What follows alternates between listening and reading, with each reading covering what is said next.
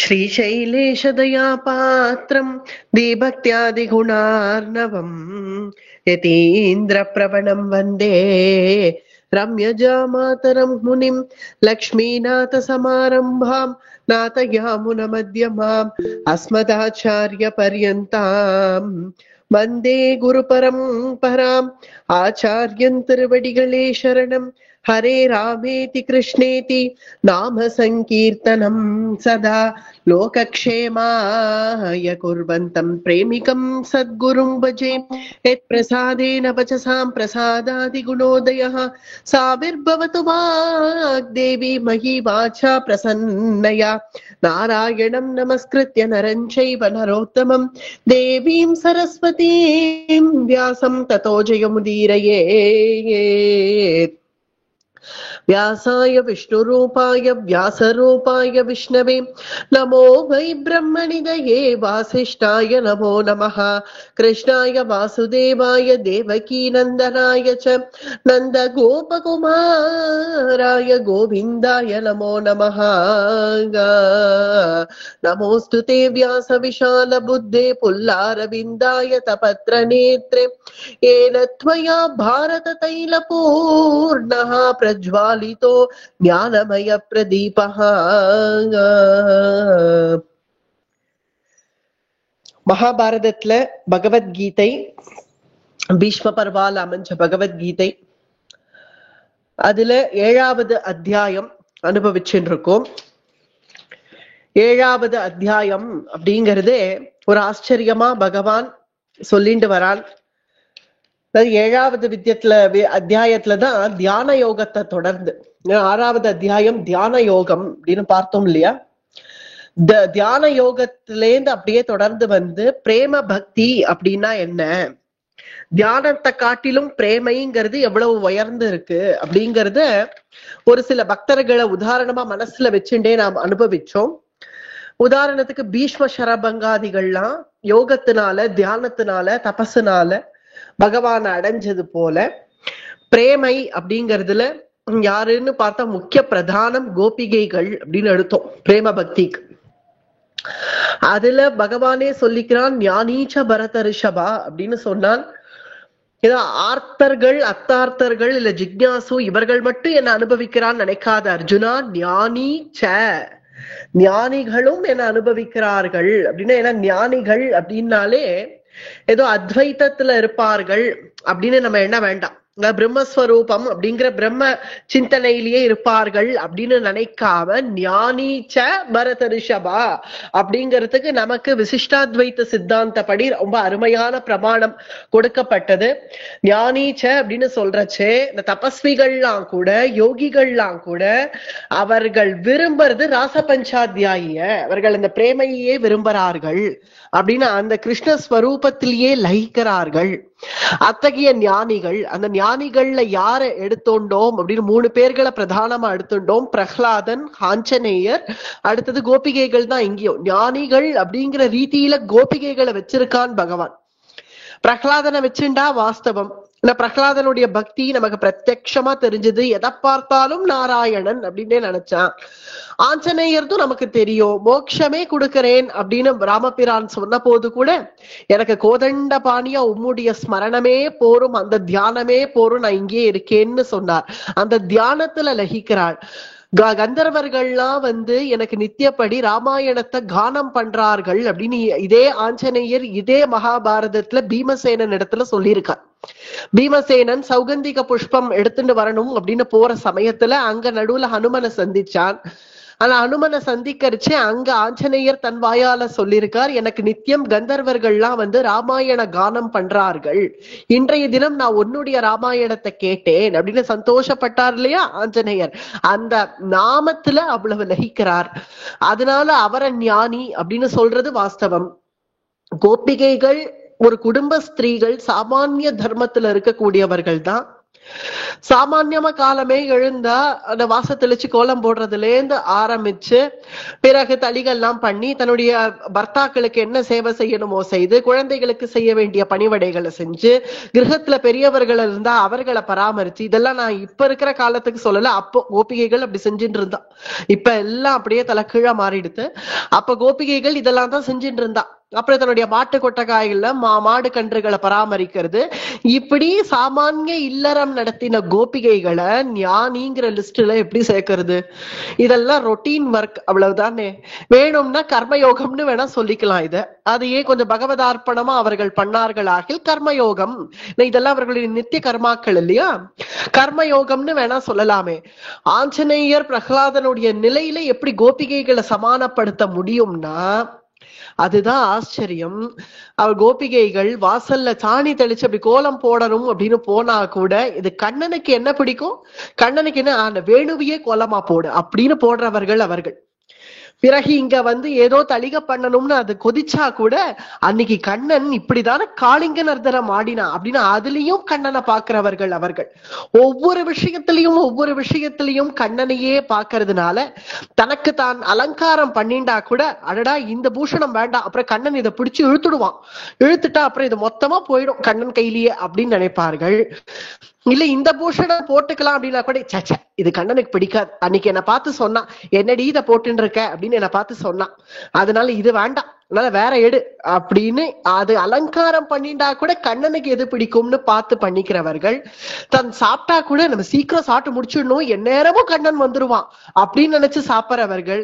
இல்லையாகில் கண்ணன் வந்துடுவானோ, அவனுக்காக காத்திருந்து அப்புறம் சாப்பிடலாமோ அப்படின்னு நினைக்கக்கூடியவர்கள். இப்படி தன்னுடைய நித்திய கர்மா பூராவே கண்ணனுக்காக, கண்ணனையே தியானம் பண்ணி கண்ணனையே அனவரதமும் சிந்தனை பண்ற அவர்களை ஞானி லிஸ்ட்ல சேர்க்காம வேற எங்க சேர்க்கறது?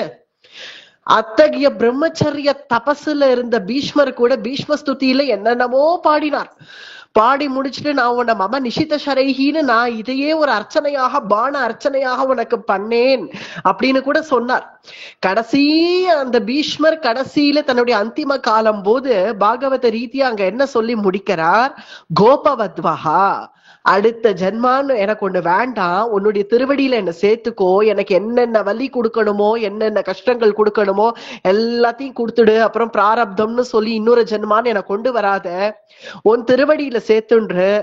ஆனா கிருஷ்ணா, ஒருவேளை எனக்கு அடுத்த பிறவின்னு ஒண்ணு இருந்தா கோபவத்வஹா, கோபிகையா குடு, கோபிகையா இருந்து நான் உன்னை அனுபவிக்கணும், எனக்கு குடுன்னு கேட்கிறார் அத்தகைய பீஷ்மர்.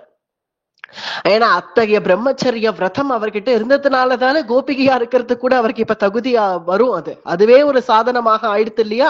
அதனால எனக்கு ஒருவேளை ஜென்மான்னு ஒண்ணு கொடுப்பியாகில் கோபவத்வஹா, எனக்கு ஒரு கோபிகையாக கூடு அப்படின்னு அவ்வளவு தியான யோகத்துல இருந்த பீஷ்மர் கூட கடைசியில கோபிகையை எடுப்பாராகில் ஞானீச்ச பரதர்ஷபா அப்படின்னு சொல்றதே கோபிகைகளை அப்படின்னு நாம் ஏன் சொல்லக்கூடாது? அத்தகைய ஞானிகள் கோபிகைகள். அதனால இங்க 4 விதமான பக்தர்களை இங்க சொன்னார். ஆர்த்த பக்தர்கள், அர்த்தார்த்தர்கள், அதாவது நம்ம கஷ்டம் வந்தா பக்தி பண்றவர்கள் ஆர்த்த பக்தர்கள். அர்த்தார்த்திகள் அப்படிங்கிறது எனக்கு இந்த பலன் வேணும், இது வேணும், அது வேணும், எனக்கு நல்ல செல்வம் வரணும், ஒரு நல்ல கிரகம் அமையணும் அப்படின்லாம் நினைச்சு பக்தி பண்றவர்கள். அதுவும் இப்ப திருமலைக்கு போனா ஒவ்வொன்றுத்துக்கும் ஒவ்வொன்னு வச்சுட்டு இருக்கா, அதை வாங்கி வேற கொண்டு போய் உண்டியில போடுறா. ஏன்னா ஒரு கிரகம் வேணும் அப்படின்னா ஒரு வீடு பொம்மையா, அதை வாங்கிட்டு போய் உண்டியில போடணுமா, இப்படி இதெல்லாம் அர்த்தார்த்தியான ஒரு பக்தர்கள் அப்படின்னு இவர்கள். அடுத்து ஜிக்ஞாசு அப்படிங்கிறவர்கள் பிரம்ம விசாரம் பண்றவர்கள். இல்ல பிரம்ம விசாரம் பண்ணி நிறைய கேள்விகள் கேட்டு அதுல சாஸ்திர நிர்ணயம் பண்றவர்கள். இவர்கள் கைவல்யத்தை விரும்புபவர்கள் ஜிக்ஞாசுகள். இதெல்லாம் தாண்டி ஒரு நிலைதான் ஞானீச்ச பரதர்ஷபா. ஞானிங்கிறவன் அவனுக்கு ஆர்த்தி, அர்த்தார்த்தி, ஜிக்ஞா இதை எதை பத்தியும் அவன் யோசிக்க மாட்டான். அவனுக்கு வேண்டியது எல்லாம் கிருஷ்ணன் கிருஷ்ணன் கிருஷ்ணன். கோபிகைகளை போல. கோபிகைகள் தனக்கு ஒரு கஷ்டம்னு நினைச்சார்களா, கோவர்தனத்தை அவர்கள் தூக்கரச்சை கூட, கிருஷ்ணன் தூக்கரச்சை கூட உன் கை வலிக்கிறதோ கிருஷ்ணா அப்படின்னு அழுதவர்கள் கோபிகைகள். இப்படி அவன் விட்டுடாத, அப்படியே பிடிச்சுக்கோ, கெட்டியா பிடிச்சுக்கோன்னு சொல்ல வேண்டி இருக்க. உற்றாத கிருஷ்ணா, மலைய உற்றாத, கெட்டியா பிடிச்சுக்கோப்பா, இல்லைன்னா மழை எங்களை கொண்டுட்டு போயிடும்னு சொல்ல வேண்டி இருக்கு. ஆனா அவர்கள் சொன்னதோ இந்த பிஞ்சு சுண்டு விரலால இப்படி தூக்கிண்டு எவ்வளவு நாள் நிப்ப, உனக்கு கை வலிக்கிறதோ கிருஷ்ணான்னு கதறினவர்கள் கோபிகைகள். அது மட்டுமல்ல, தன்னுடைய மிருதுவான கைகள், கோபிகைகளுடைய கைகளே மிருதுவாதான் இருக்கும், தன்னுடைய மிருதுவான கைகள் கிருஷ்ணன் மேல அப்படி பட்டுட்டா கூட அவனுடைய கோமளமான சரீரத்துக்கு ஏதாவது, அவனுடைய திருமேனிக்கு ஏதாவது பங்கம் வந்துட போறதே அப்படின்னு நினைச்சு ஏத்தே சுஜாத சரணாம் புருகம் ஸ்தனேஷு அப்படின்னு கதறுவார்கள் கோபிகைகள். என்னுடைய கை உன் மேல பட்டா கூட உன்னுடைய திருமேனி நோகுமோ அப்படின்னு நினைக்கக்கூடிய அந்த கோபிகைகள் அவர்கள் ஞானி அப்படிங்கிற அந்த ஒரு இடத்துல வரதுனால தனக்கு எது நடந்தாலும் எதை பத்தியும் யோசிக்காம கிருஷ்ண ஸ்மரணத்திலேயே ஆழ்ந்து இருக்கக்கூடிய ஞானிகள். அதனால இந்த ஞானிங்கிறது ஒரு 4வது நிலை. அந்த ஞானிகள் எனக்கு ரொம்ப பிரியதரமானவர்கள், எனக்கு ரொம்ப மம பிரியகா அப்படின்னு கிருஷ்ணன் சொல்றான். அந்த ஞானிக்கு நான் பிரியமானவன். அப்ரியோஹி ஞானினோ யர்த்தம் அகம் சச்ச மம பிரியகா அப்படின்னு இது 17வது ஸ்லோகத்துல சொன்னான். அது அவனுக்கு நான் பிரியமானவன், எனக்கு அவன் பிரியமானவன் அப்படின்னதும் கொஞ்சம் அர்ஜுனனுடைய முகம் இப்படி சுருங்கித்து. ஏன்னா பாண்டவர்கள் ஆர்த்த பக்தர்கள் அப்படின்னுதான் பெரும்பாலும் எல்லாரும் சொல்லுவார்கள். ஏன்னா அவர்கள் கஷ்டத்துல பகவான பக்தி பண்ணார்கள் அப்படின்னு இருக்க, அதுக்காக அதனால்தான் அடுத்த ஸ்லோகத்துல உடனே பகவானே சொல்லிட்டான் உதாராகா. அதாவது அதுக்காக ஆர்த்த பக்தனோ அர்த்தார்த்தியோ ஜிக்ஞாசுவோ எனக்கு வேண்டான்னு கிடையாது, அவர்கள் அதுக்காக எனக்கு அப்பிரியர்கள்னு கிடையாது. இவர்கள் பிரியமானவர்கள் ஞானிகள்னு சொன்னேனே தவிர அதுக்காக மத்த 3 பேர் அப்பிரியர்கள்னு ஆகாது அர்ஜுனா, அவர்களும் உத்தமர்களே. ஏன்னா அந்த கஷ்டத்துல கூட கோவிந்தான்னு என் நாமம் சொல்லணும்னு நினைவுக்கு வந்ததே. அர்த்தார்த்தியா பக்தி பண்றவனுக்கு கூட போய் கிருஷ்ணனை கேட்போம்னு தோணித்தே. எங்கேயோ போறேன் எப்படியோ இருக்கேன்னு இல்லாம யார்கிட்டக்கோ போய் சார் கொஞ்சம் கொடுங்களே சார் அப்படின்னு கெஞ்சாம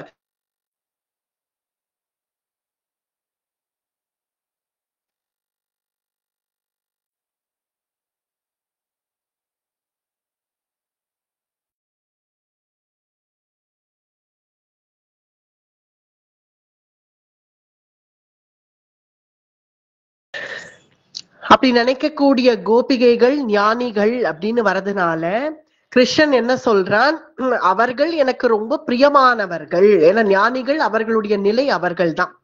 ஏன்னா கோபிகைகள் எதை பத்தியும் யோசிக்காம தனக்கு ஒரு கஷ்டம் வருதா, தனக்கு ஒரு துன்பம் வருதா, தன்னுடைய கிரகத்தை எப்படி கவனிக்கணும், தன்னுடைய கிரகத்தை நடத்தணுமே எந்த சிந்தனையும் இல்லாமல் அனவரதமும் கிருஷ்ண ஸ்மரணத்திலேயே இருக்கிறதுனால அவர்கள் ஞானி அப்படிங்கிற உயர்ந்த நிலையை பெற்றுட்டான். ஏன்னா அனவரதமும் அவனுடைய ஸ்மரணே சுகம் அப்படின்னு இருந்ததுனால அவர்களுடைய கை கிருஷ்ணன் மேல பட்டா கூட அவனுடைய திருமேனி நோகுபோன்னு நினைக்கக்கூடிய கோபிகைகள் எப்போதும் ஒண்ணு அழுவார்கள் கண்ணனுக்காக, அல்லது எப்போதும் கண்ணனையே தியானம் பண்ணுவார்கள், இல்ல கண்ணனுக்காகவே வாழுவார்கள்.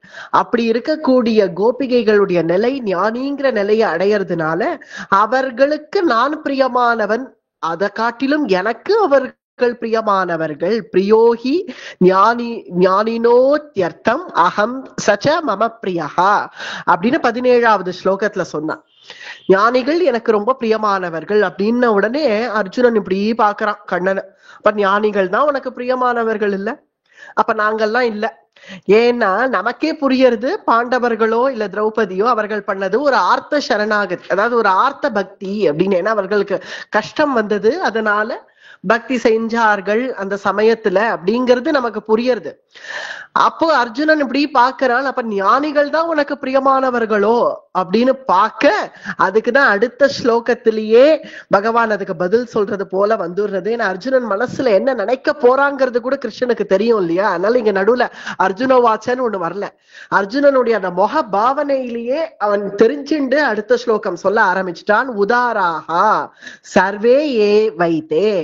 அதனால அப்படி ஞானிதான் அப்படின்னு இல்லப்பா அர்ஜுனா, ஞானிகள் எனக்கு பிரியமானவர்கள்னு சொன்னேனே தவிர அதுக்காக மற்றவர்கள் எனக்கு அப்பிரியர்கள்னு இல்ல. அதுக்காக ஆர்த்த பக்தர்களோ இல்ல அர்த்தார்த்தியா பக்தி பண்றவர்களோ எனக்கு அப்பிரியர்கள்னு ஆயிடுவார்களா என்ன? அப்படிலாம் கிடையாது. ஆனா கஷ்டத்திலையும் கூட என்னுடைய பேர் அவளுக்கு ஞாபகம் வந்தது அப்படின்னு அதை பெருமையா தானே பகவான் சொல்றான். கஷ்டத்துல என்ன கூப்பிட்டார்களே பாண்டவர்கள் அப்படின்னு. அதனால ஆர்த்த பக்தர்கள் அப்படி என்னால ஒதுக்கிட முடியாது. அதே போல அர்த்தார்த்தியா இருக்க வேண்டி இருக்க அவன் யாருகிட்டக்கவோ போய் சார் எனக்கு கொடுங்களே சார் கொடுங்களே சார்னு கெஞ்சறத காட்டிலும் கிருஷ்ணா எனக்கு குடேன்னு என்கிட்டக்க தானே வந்தான். அதனால அர்த்தார்த்தியும் நான் அப்படி ஒதுக்கிட முடியாது. இவர்கள்லாம் எனக்கு அப்பிரியர்கள்னு ஆகாது அர்ஜுனா. ஞானிகள் எனக்கு பிரியமானவர்கள்னு சொன்னேனே தவிர அதுக்காக மற்றவர்கள் எனக்கு அப்பிரியர்கள் அப்படின்னு இல்லை. அவர்களும் எனக்கு வேணும் தான். ஆனா ஞானிங்கிற அந்த ஒரு நிலை ஒரு உன்னத நிலை அப்படிங்கிறது நான் சொன்னேனே தவிர மற்றவர்களை ஒதுக்கிறதுக்காக நான் அதை சொல்லலை அப்படின்னு கிருஷ்ணன் சொன்னதும் அத்தகைய ஞான நிலை எப்பதான் வருது, எப்பதான் நம்ம அடைவோம் அப்படிங்கிறதுக்கு தான் பகூனாம் ஜன்மநாமந்தே ஞானவான் மாம் பிரபத்யதே. நம்ம அந்த ஞானத்தை அடையணும் அப்படின்னா பகூனாம் எவ்வளவோ ஜென்மங்கள் எடுத்துட்டே இருக்க வேண்டியதான். எடுக்க எடுக்க எடுக்க அது பாட்டு போயிட்டே இருக்கும். அதான் பிரபத்யந்தே அப்படின்னு அதுக்குதான் இங்க வருது. ஆனால் பகவானையே நம்ம பிரபத்தி பண்ணிட்டோமாகில் நமக்கு பகவத் சரணம் உறுதின்னு எவன் ஒருவனுக்கு ஆயிடுத்தோ அவன் மறுபடியும் மறுபடியும் ஜென்மா எடுக்க வேண்டிய அவசியம் இல்லாததுனால அத்தகைய ஞானம் கிருஷ்ணனுடைய அனுகிரகத்தினாலேயே வந்துடும். அதுக்கு நமக்கா வரணும்னா பகூனாம் ஜென்மநாமந்தே தான். ஆனா வாசுதேவ சர்வமிதி ச மகாத்மா சுதுர்லபகா சுதுர்லபகான்னு அந்த மாதிரி ஒருத்தன் கிடைக்கிறதே துர்லபம்.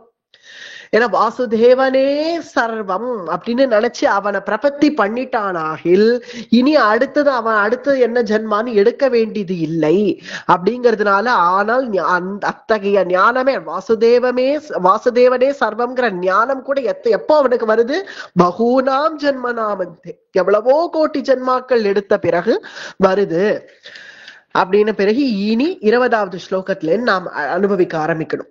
இது வரைக்கும் நம்ம பார்த்தது ஏன்னா பகவான் இதெல்லாம் சொல்லிட்டே வரான். ஒரு ஞானியினுடைய நிலை என்ன அப்படிங்கறத சொல்றான். அத்தகைய பிரேம பக்திகளா இருக்கக்கூடிய அந்த கோபிகைகள் எப்படி ஞானிகளாக கருதப்படுறார்கள் அப்படிங்கிறது நமக்கு இங்க வியாக்கியானத்துல தெரிஞ்சுது. 20வது ஸ்லோகம்.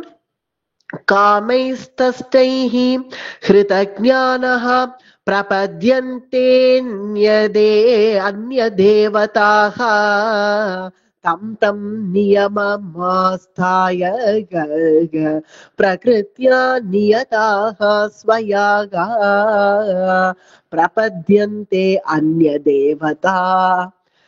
இல்ல பகவான் இங்க சிரிச்சுண்டு ஆரம்பிக்கிறான் இந்த ஸ்லோகத்தை.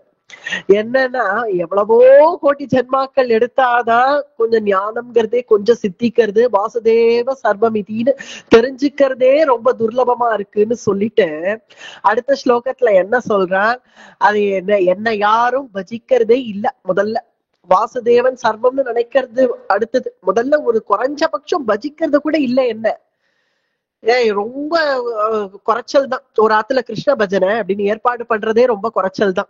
என்ன யாரும் முதல்ல பஜிக்கிறதுக்கே தயாரா இல்ல.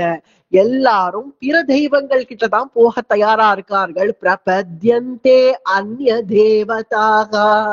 அந்நிய தேவதாக தனக்கு ஏதாவது ஐஸ்வர்யம் வேணும்னா அதுக்கு ஒரு தேவதை, அதை வச்சு லக்ஷ்மி அஷ்டோத்திரம் சொல்லு அப்படின்னு ஆரம்பிக்க வேண்டியது. இது சாட்சாத் தாயார சொல்லல. இங்க அந்த லக்ஷ்மி அஷ்டோத்திரம்னு ஆரம்பிக்கிறது அவங்க உத்தேசம் அந்த பலன்ல நமக்கு ஐஸ்வர்யம் வேணும் அப்படிங்கிற அந்த பலன்ல. சரி, நல்ல வியாதி நிவர்த்தி ஆகணும் அப்படின்ன உடனே அதுக்கு ஒரு தேவதை, நல்ல நமக்கு படிப்பு வரணும் அப்படின்ன உடனே அதுக்கு ஒரு தேவதை, இதுக்கு ஒரு தேவதைன்னு எல்லா பலன்களுக்கும் இந்த தேவதை அந்த தேவதை அந்த தேவதைன்னு எல்லாத்தையும் எடுத்து புத்திரன் வேணும்னா அதுக்கு ஒரு தேவதை, இல்ல நல்ல ஆரோக்கியம் வேணும்னா அதுக்கு ஒரு தேவதை. இப்படி அர்த்தார்த்தியாதான் எல்லாரும் பக்தி பண்றார்களே தவிர அந்த அர்த்தார்த்த பக்தர்கள் கூட ஒருத்தன் சரி நம்ம கிருஷ்ணனை போய் இதெல்லாம் கேட்போம்னு என்கிட்டக்க வரதே இல்ல. பிரபத்யந்தே அந்நிய தேவதாக. எல்லாரும் அந்நிய தேவதைகள் இடத்துலதான் போறான். அதுல கோட்டியில ஒருத்தன் தான் அர்த்தார்த்தி கூட என்கிட்டக்க வரான். அத முதல்ல தெரிஞ்சுக்க. என்னமோ அர்த்தார்த்திகள்னு ஏதோ நான் சொன்னா உடனே நீ மூஞ்சிய சுருக்காத அர்ஜுனா. அந்த அர்த்தார்த்திகள் கூட கோடியில ஒருத்தன் தான் என்கிட்டக்க வரான். ஏன்னா அவர்களுக்கு நடுவுல நிறைய பேர் இருக்காப்பா. இதை செய்யணும்னா அதுக்கு இந்த தேவத்தை, அதை செய்யணும்னா அந்த தேவத்தைன்னு அங்கெல்லாம் போறார்களே தவிர என்னிடத்துல வரவர்கள் அப்படிங்கிறது பார்த்தேன்னா ரொம்ப குறைச்சல். அல்ல அர்த்தார்த்தியா வரவனே கோட்டியில ஒருத்தன் தான். இன்னும் நான் ஞானிக்கு எங்க போவேன்? அப்படி இருக்க நீ என்னமோ நான் ஞானிகளை சொல்லிட்டேன்னு முக சுரிச்சியே. அர்த்தார்த்திகளே கோட்டியில ஒருத்தர்கள்னா ஞானிகள் ஏதோ கோட்டியும் தாண்டி எவ்வளவோ ஒருத்தன், எத்தனையோ பேர்கள்ல ஒருத்தன், அதுவும் யுகாந்தரம் தாண்டி ஒருத்தன் கிடைச்சான்னா அவன் மேல நான் பிரியம் வைக்காம என்ன பண்ணுவேன் சொல்லு. அதனாலதான் ஏன்னா அர்த்தார்த்திகள் கூட மற்ற தெய்வங்கள் கிட்ட போறதுனால என்னிடத்துல வருதுங்கிறது ரொம்பவே கம்மி. அதனாலதான் தம் தம் நியமமாஸ்தாய தம் தம் நியமமாஸ்தாய, அதுவும் அவர்கள் நியமத்தோட பண்றார்கள். நான் இல்லைன்னு சொல்ல முடியாதது. அந்தந்த தேவதைகளுக்கு எப்படி எப்படி போய் உபாசிக்கிறார்களோ அந்தந்த தேவதைகளுக்கு இந்த இந்த நியமம் அப்படிங்கிறது இருக்கு. அதை பார்த்தாலும் அவர்கள் நியமமா தான் செய்யறார்கள். ஏதோ ஒண்ணு இது இது வேணும், இந்த பலன் வேணும் அப்படின்னு உத்தேசிச்சு செய்யறவர்கள் கூட இப்ப அந்தந்த தேவதைகளுக்கு கிராம தேவதைகளை வழிபட்டார்களாகில் அந்த கிராம தேவதைக்கு என்ன வஸ்திரம் உடுத்தணும், எப்படி நம்ம நெத்தி எட்டுக்கணும், இல்ல எப்படி உபாசிக்கணுங்கிற முறை கூட இருக்கு இல்லையா. அப்படி அந்தந்த நியமப்படி, அததான் இங்க நியமம் ஆஸ்தாய அப்படின்னு சொல்லிட்டான். தம் தம் நியமம் ஆஸ்தாய பிரகிருத்யா நியதா ஸ்வயாகா. ஏன்னா இந்த யுகமே இப்ப தாமச யுகமா இருக்கிறதுனால யாருக்குமே அந்த தெய்வம் உத்தேசம் இல்ல, சாதனையிலயும் உத்தேசம் இல்ல, அந்த தேவதை இடத்துலயும் உத்தேசம் இல்ல, அந்த பலன் மேலதான் உத்தேசம். உத்தேசம் அந்த பலன் மேல அப்படிங்கிறதுனால ஏதோ நம்ம அந்த தெய்வத்துக்கு தானே பூஜை பண்ணோம், அந்த தெய்வத்து மேல ஒரு பிரேமையா இல்ல அந்த தெய்வத்து மேல ஒரு ஏதாவது ஒரு அபிலாஷையா ஒண்ணுமே கிடையாது. பலன் சரி, அந்த பூஜையெல்லாம் ஆயிடுத்து, பலன் பலன் பலன் வருதா பலன் வருதான்னு காத்துட்டு உட்காந்து இருப்போம். அந்த பலன்லதான் அங்க உத்தேசம் இருக்கு. அதுக்குதான் பிரகிருத்தியா அப்படிங்கறதே அது அது பிரகிருத்தியா பிரகிருதி அப்படிங்கிற அந்த ஸ்வபாவம், அது அப்படி ஸ்வபாவமாவே ஆயிடுத்து. ஏன்னா தாமச யுகமா இருக்கிறதுனால, கலிங்கிறதே தாமச யுகமா இருக்கிறதுனால இந்த வாசுதேவன் வரைக்கும் போறதெல்லாம் ரொம்பவே கஷ்டம். ஏதோ ரொம்ப பேர்கள்ல ஒருத்தர் போவா, கிருஷ்ணன் வரைக்கும் போய் எல்லாத்தையுமே கிருஷ்ணன் இடத்துலயே சொல்லிக்கிறதுங்கிறது ரொம்ப கம்மி. எல்லாரும் அந்நிய தெய்வங்கள் கிட்ட போறவர்களே ஜாஸ்தி அப்படின்னு கிருஷ்ணன் அப்பவே சொல்லிட்டான். பிரபத்யந்தே அந்நிய தேவதாக தம் தம் நியமமாஸ்தாய பிரகிருத்யா நியதாக ஸ்வயாகா. அந்தந்த தேவதைகளுக்கு என்னென்ன நியமம் உண்டோ அந்தந்த நியமத்தை அனுஷ்டிச்சுண்டு என்னென்ன பலன் வேணுமோ அந்தந்த பலன்களை கருதி அந்நிய தேவர்கள் கிட்ட போய் சரணம் அடையறார்கள். அப்படி சரணம் அடையறவர்கள் தாத்காலிக பலனே பெறார்களே தவிர அவர்களால நிரந்தர பலன் அப்படிங்கிறது பெறதுங்கிறது ரொம்ப கஷ்டம். அடுத்தது 21, 22 இது 2 ஸ்லோகமுமே சேர்த்து அனுபவிக்கணும். ஏன்னா அது ரெண்டுமே ஒரே மாதிரியான ஸ்லோகம் தான். இந்த 21ஓட கண்டினியூவேஷன் 22. அதனால 21 என்னன்னு பாப்போம். யோ யோ யாம் யாம் தனும் பக்தஹ ஸ்ரத்தயார்ச்சிதுமிச்சதி தஸ்ய தஸ்யாச்சலாம் ஸ்ரத்தாகாம் தாமேவ விததாம்யகம் சதயா ஸ்ரத்தயா யுக்தஹ தஸ்யா ஆராதனமீஹதே யே லபதே ச தத காமான் மன்யைவ விஹிதான் ஹிதான். பகவானுடைய தன்மையை இப்ப சொல்றார். மற்ற தெய்வங்கள் கிட்டக்க எல்லாரும் போறார்கள் அப்படின்னு போன ஸ்லோகத்துல சொல்லிட்டார். இப்ப தன்னுடைய தன்மை என்ன அப்படிங்கறத சொல்றார். எந்தெந்த தேவதையை நீ உபாசித்து வந்தாலும் அந்த தேவதைகள் ஏதோ உனக்கு பலன் தரா அப்படின்னு நீ நினைச்சியாகில் அது அப்படி இல்லை. அந்த பலன்களையும் நான் தான் கொடுக்கிறேன். அந்த தேவதைகளால அப்படி டைரக்டா பலன் கொடுத்துட முடியுமான்னு, இந்திரன் அப்படின்னு நீ இந்திரனை நோக்கி உபாசிச்சேனா இல்ல வருணனை நோக்கி உபாசித்தா வருணனே மழையை கொடுத்துட முடியுமான்னு, வருணனுக்கும் யார் தெய்வம், வருணனுக்கும் யார் அந்தர்யாமி, அந்த பகவானுடைய ஒரு பிரேரணை இல்லையாகில் வருணனே மழையை அப்படி கொடுத்துட முடியாது இல்லையா. அதனால எந்த தேவதையை நீ உபாசித்தாலும் அந்த தேவதைகள் உனக்கு பலனை கொடுக்கறதா நீ கருதினாலும் அந்த பலன்களை கொடுக்கறது நான் தான். யோ யோ யாம் யாம் தனும் பக்தஹா யோ யோ யாம் யாம் தனும் பக்தஹா. நீ எந்த தெய்வத்தை வேணா போய் நீ உபாசி, அந்த தெய்வத்தால பலன் வருதுன்னு நீ நினைச்சுக்கோ, ஆனா கொடுத்தவன் நான் தான். ஏன்னா அங்க எப்போதுமே ஒரு சாமான்யமா ஒரு ஐடி லாங்குவேஜ்ல சொல்றேன், ஒரு ஐடில சிஇஓ சீஃப் எக்ஸிகியூட்டிவ் ஆபீசர்னு ஒருத்தர் இருப்பான், சிஇஓன்னு ஒருத்தர் இருப்பான். நம்ம என்ன பண்ணுவோம், அதுக்கு கீழே கொஞ்சம் டைரக்டர், அப்புறம் ஒரு மேனேஜர், டீம் லீடர் அப்படின்லாம் இருப்பா. ஆனா கீழே வேலை செய்யறவர்கள் ஏதோ டீம் லீடர் கிட்டக்க போய் சில கோரிக்கைகளை வைப்பா. அவர்கள் கோரிக்கைகளை வச்ச உடனே ஒரு 10 நாள் கழிச்சோ 20 நாட்கள் கழிச்சோ அந்த கோரிக்கைகள் நிறைவேற்றப்பட்டது அப்படின்னு அவர்கள் சொல்லியாச்சுன்னா, என்னுடைய லீடர் எனக்கு நிறைவேற்றிட்டா, இந்த பலன்களை கொடுத்துட்டான்னு நினைச்சுன்னு அந்த எம்ப்ளாயிஸ் எல்லாம் குதிப்பா. ஆனால் வாஸ்தவமா அந்த டீம் லீடர் அவனுடைய மேனேஜர்கிட்ட போய் கேட்கணும். அவன் மேனேஜர் அவனுடைய சீனியர் மேனேஜர்கிட்ட கேட்கணும். சீனியர் மேனேஜர் டைரக்டர்கிட்ட கேட்கணும். அந்த டைரக்டர் கடைசியில சிஇஓட்ட போய் கேட்கணும். அந்த சிஇஓ அங்க சைன் போட்டாதான் மேல இங்க அப்படியே அது வரும், இல்லைன்னா வராது. அது போலதான் மற்ற தேவதைகள் நமக்கு பலனை கொடுக்கறதுன்னு நம்ம நினைச்சாலும் அந்த பலன்கள் பகவானுடைய பிரேரணை இல்லாம கொடுக்க முடியாது. யோ யோ யாம் யாம் தனும் பக்தஹா ஸ்ரத்தையார்ச்சிதும் இச்சதி. சரி பரவாயில்ல போட்டோம், அவர்கள் ஏதோ இந்த தெய்வத்தைகள் தான் கொடுத்தான்னு நினைச்சதுனால எனக்கு ஒண்ணும் குறைஞ்சு போயிட போறது இல்லையே. பண்ணதெல்லாம் நான், ஆனா புகழறதெல்லாம் இவனை ஆச்சேன்னு பகவான் அசூயப்படுவானா என்ன? அதை கண்டு அசூயெல்லாம் நான் பட போறது இல்ல. ஆனா சரி இவர்கள் தான் பலன் கொடுத்ததாகவே இருக்கட்டுமே, அப்படியே நினைச்சுட்டு போகட்டும். ஆனால் நஷ்டம் அவனுக்கு தான். எப்போ அதையே நினைச்சு தற்காலிக பலனுக்கே வாழ்ந்து வாழ்ந்து பழகினவன் கோட்டி ஜென்மம் ஆன பிறகுதான் நம்ம சாஸ்வதமான ஒருவன் இருக்கானே அவனை நாடி போகணும் அப்படின்னு என்ன தேடியே வரத்துக்கு பத்தி யோசிப்பான். அது வரைக்கும் அவனுக்கு அதை யோசிக்க கூட முடியாது இல்லையா. சதயா ஸ்ரத்தையா யுக்தஹா அத்யா ஆராதனமீஹதேயே. நீ யார வேணா ஆராதனம் பண்ணு, அந்தந்த தேவதைகள் உனக்கு இந்த பலன் கொடுக்கறாளே, அந்தந்த தேவதைகளுக்கு இது இது உபாசனை, இது இது சாஸ்திரம்னு யார் எழுதி வச்சா, யாரு கொடுத்தா? அதையும் பகவான் தானே செஞ்சா. இந்த தேவதைகள் இந்த பலன்களை கொடுக்கணும்னு பகவான் நிர்ணயம் பண்ணது தானே. பிரம்மன்னா சிருஷ்டி பண்ணணும், வருணன்னா மழைய பொழியணும், அக்னினா வெளிச்சம் கொடுக்கணும், சூரியன்னா இந்த லோகத்தை நடத்திட்டு போகணும், வெளிச்சம் கொடுக்கணும் அப்படின்னு அந்தந்த தேவதைகளுக்கு இந்த டியூட்டி அசைன் பண்ணது யாரு? அது பகவான் தானே. அப்படி இருக்க நம்ம வருண பூஜைன்னு உட்காந்து சில பேர்கள் பண்ணுவா, மழை பொழியணும்னு. அந்த வருணனுக்கும் இந்த டியூட்டியை கொடுத்தது யாருன்னு நம்ம யோசிக்க மறந்துடுறோம் இல்லையா. அததான் இங்க பகவான் சொல்றான், லபதேச்ச தத காமானு. அந்த காமம்ங்கிறது இந்த இடத்துல ஆசைன்னு அர்த்தம். அந்த பலன்கள் மேல ஆசை, அந்த பலன்கள் மேல இருக்கிற ஆசையினால அந்தந்த தெய்வத்துக்கு போய் அவரவர்கள் வழிபடுறார்களே தவிர அந்த பலனை கொடுக்கிறவன் நான் அப்படிங்கிறத அவன் புரிஞ்சுக்கிறதுங்கிறது ரொம்ப துர்லபம். விஹிதான் ஹிதானு, அதுல சிலதெல்லாம் ஹிதமாவும் இருக்கும், சிலதெல்லாம் ஹிதம் இல்லாமலும் இருக்கும். ஒரு ஔஷத ஆலயம் அப்படின்னு நம்ம உள்ள போனாலே அதுல ஏகப்பட்ட மருந்து இருக்கும். அதுல எந்த மருந்து நமக்கு வேண்டியதோ அந்த மருந்தை நம்ம போய் எடுத்துட்டு தானே ஆகணும். கைய வலி மூட்டு வலினா அதுக்கு என்ன மருந்தோ அதை எடுத்துக்கணும். எல்லா மருந்தையும் நம்மளால எடுத்துக்க முடியாது. அது போலதான் பிற தெய்வங்கள்ல நம்ம உபாசிக்கிறது நமக்கு இந்த நிமிஷம் வியாதி நிவர்த்தி ஆகணும்னா அதுக்கு ஒரு தெய்வம், அதுக்கு ஒரு தெய்வம்னு உபாசிக்கிறோமே தவிர கடைசியா இந்த மருந்தே இல்லாம பண்ணிடலாமே. இந்த மருந்தே இல்லாம இருக்கிற நிலை எனக்கு எப்ப வரும் அப்படின்னா, நம்ம அந்த பரமாத்ம ஸ்வரூபத்தை, அதாவது கிருஷ்ணனை புரிஞ்சுக்காத வரைக்கும் நம்ம அந்தந்த பலனை நோக்கி நம்ம போக வேண்டியதான். புண்ணிய பலன்கள் எல்லாம் இந்திரன் கொடுக்கறது போல, பாப்ப பலன்கள் எல்லாம் யமன் கொடுக்கறது போல நமக்கு அந்தந்த பலன்கள் இந்தந்த தேவதைகளால வருது. ஆனா எதுவுமே வேண்டாம், புண்ணியமும் வேணாம் பாவமும் வேணாலும் விட்டவனுக்கு தான் கிருஷ்ணனுடைய ஐஸ்வர்யம் அப்படின்னு அங்க ஒண்ணு இருக்கு.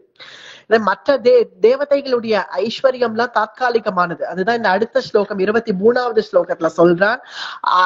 அந்தவத்து பலம் தேஷாம் தத்பவத்யல்ப மேதசாகா தேவான் தேவயஜோ யாந்தி கீகி மத்பக்தா யாந்தி மமாபபி மாமபி அந்தவந்து பலம் தேஷாம். அதாவது அந்தவந்து அப்படின்னா அழியக்கூடியது. மற்ற தேவதைகளை உபாசித்து நம்ம அந்தவந்து பலம் தேஷாம், என்னென்ன பலன்களை நம்ம வாங்குறோமோ அதெல்லாம் அழியக்கூடிய பலன்கள்.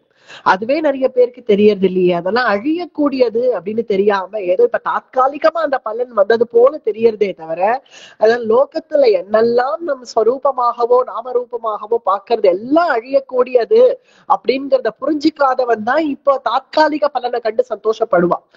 அப்படிதான் இந்த மத்த தேவதைகளை உபாசித்து வர பலன்கள் எல்லாமே அதெல்லாம் தாத்காலிகமானது. அந்தவந்து பலம் தேஷாம் தத்பவத் அல்பமேதசாம்.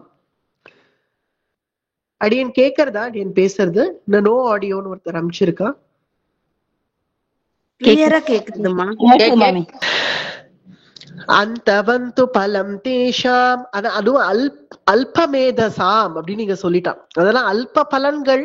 அது எப்ப அல்ப பலன்கள்ங்கிறது உண்மையோ அது அல்ப காலமாகவே அதுவும் போயிடும், தாத்காலிகமாவே போயிடும். தத்பவத்ய அல்ப மேதசாம் தேவான் தேவயஜோயாந்தி.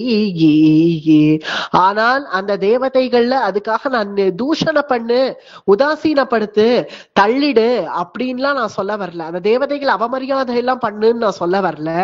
ஏன்னா அவர்களுக்கும் அந்தர்யாமி நான் அப்படிங்கறத புரிஞ்சுக்கோ அப்படிங்கறத தான் நான் சொல்ல வரேன். இதுதான் நமக்கு வியாக்கியானமும் அப்படிதான் இருக்கு. வியாக்கியானமும் நமக்கு இங்க எப்படி அமையறது, மற்ற தேவதைகளுக்கும் அந்தர்யாமி அதே பரமாத்மா தான் அப்படிங்கறத புரிஞ்சுக்கோ அப்படின்னு சொல்றார்களே தவிர இங்க அவர்களை தூஷி உதாசீனப்படுத்து அப்படின்னு சொல்லல. ஆனா அவர்களை நம்ம பூஜிச்சாலோ பஜிச்சாலோ அல்ப பலன்களே கிட்டும் அப்படிங்கிறது சத்தியம். ஆனா என்ன உபாசிக்கிறவன் என்னையே அடையறான். அவர்களை உபாசிக்கிறவன் தாத்காலிக பலன்கள் அடையறான். ஆனா என்ன உபாசிக்கிறவன் என்னிடத்துல ஒரு ஐஸ்வர்யம்ங்கிறது இருக்கு, அது ரொம்ப அபரிமிதமானது. அந்த என்னுடைய ஐஸ்வர்யத்தை அனுபவிக்கிறவன் என்னுடைய பக்தன். மத்பக்தா யாந்தி மாமபி, மத்பக்தா யாந்தி மாமபி. அவனுக்கு நான் என்ன கொடுக்கிறேன், அதனால அவன் என்னுடைய ஐஸ்வர்யத்தை அனுபவிக்கிறான். யாருன்னா இந்த பாகவதத்துல கர்தமர் பிரஜாபதியினுடைய சரித்திரம் இப்படிதான். கர்தமர் நல்ல தபஸெல்லாம் பண்ணி தபசு பண்ணி தியானம் பண்ணி சாட்சாத் கரிச்சுட்டார் பகவான. அதுவும் வைகுண்டபதி பிரத்யட்சமா பஞ்ச ஆயுதங்களோட வந்து நிக்கிறான் கர்தமர் எதிரில. அப்படி எதிரில வந்து நிக்கிறச்சு அது நல்ல வெண்பட்டு உடுத்தின்னு இருக்கான், வெள்ளை தாமரை கையில வச்சுட்டு இருக்கான்னு வேற வியாக்கியானம் பாகவதம் சொல்றது. அப்படி வெள்ளை வெள்ளையர்னு வந்து ஸ்வேத வர்ணமா வந்து நிக்கிறானாம் வைகுண்டபதி. கர்தமர் கண்ணை திறக்கிறார், பகவான் ஆடுறார், பாடுறார், கொண்டாடுறார், எல்லாம் பண்ணி கடைசியா பகவான் உனக்கு என்ன வேணும் கேளுன்னு கேட்கிறாராம். எனக்கு அனுகூலமான பத்தினி வேணும், நல்லபடியா எனக்கு கல்யாணம் ஆகணுங்கிறாராம். இதுதான் நம்ம முன்னாடியே விளையாட்டா கூட சொல்லியிருந்தோம், கல்யாணம் ஆகாதவாளுக்கு தான் அந்த கஷ்டம் தெரியும். அதனால கர்தமர் சொல்றார் எனக்கு அனுகூலமான பத்தினியோட கூட எனக்கு விவாகம் ஆகணும் அப்படின்னது சிரிச்ச. இந்த அல்ப பலனுக்காக பகவான் தியானம் வரைக்கும் போய் பகவானும் தன்னுடைய நிலையை விட்டு கீழே வந்து இதுக்காகவா இப்படியா வந்து ஈஸ்வரனுடைய கௌரவம் இப்படி போயிடுதுன்னு நினைக்க வேண்டாம், பகவானுடைய கௌரவம் இப்படியா ஆச்சுன்னு நினைக்க வேண்டாம். ஏன்னா கர்தமருடைய எண்ணம்ங்கிறது அங்க வேற. கர்தமருடைய மேலோட்டமா அவர் கேட்டது இதுதான். ஆனா கர்தமருடைய எண்ணம் அங்க என்னவாக இருக்குன்னா, நான் கிரகஸ்தாசிரமத்துல விவாகம் பண்ணிட்டு இருந்தாதானே உன்ன புத்திரனா பெற முடியும், இல்லைன்னா நீ எப்படி என்ன புத்திரனாக வருவாய், அதனால உன்னையே கொடுன்னு கேட்கிறான். அவ்வளவுதான் இங்க. அதனால பகவான் தன்னை கொடுத்துட்டான்.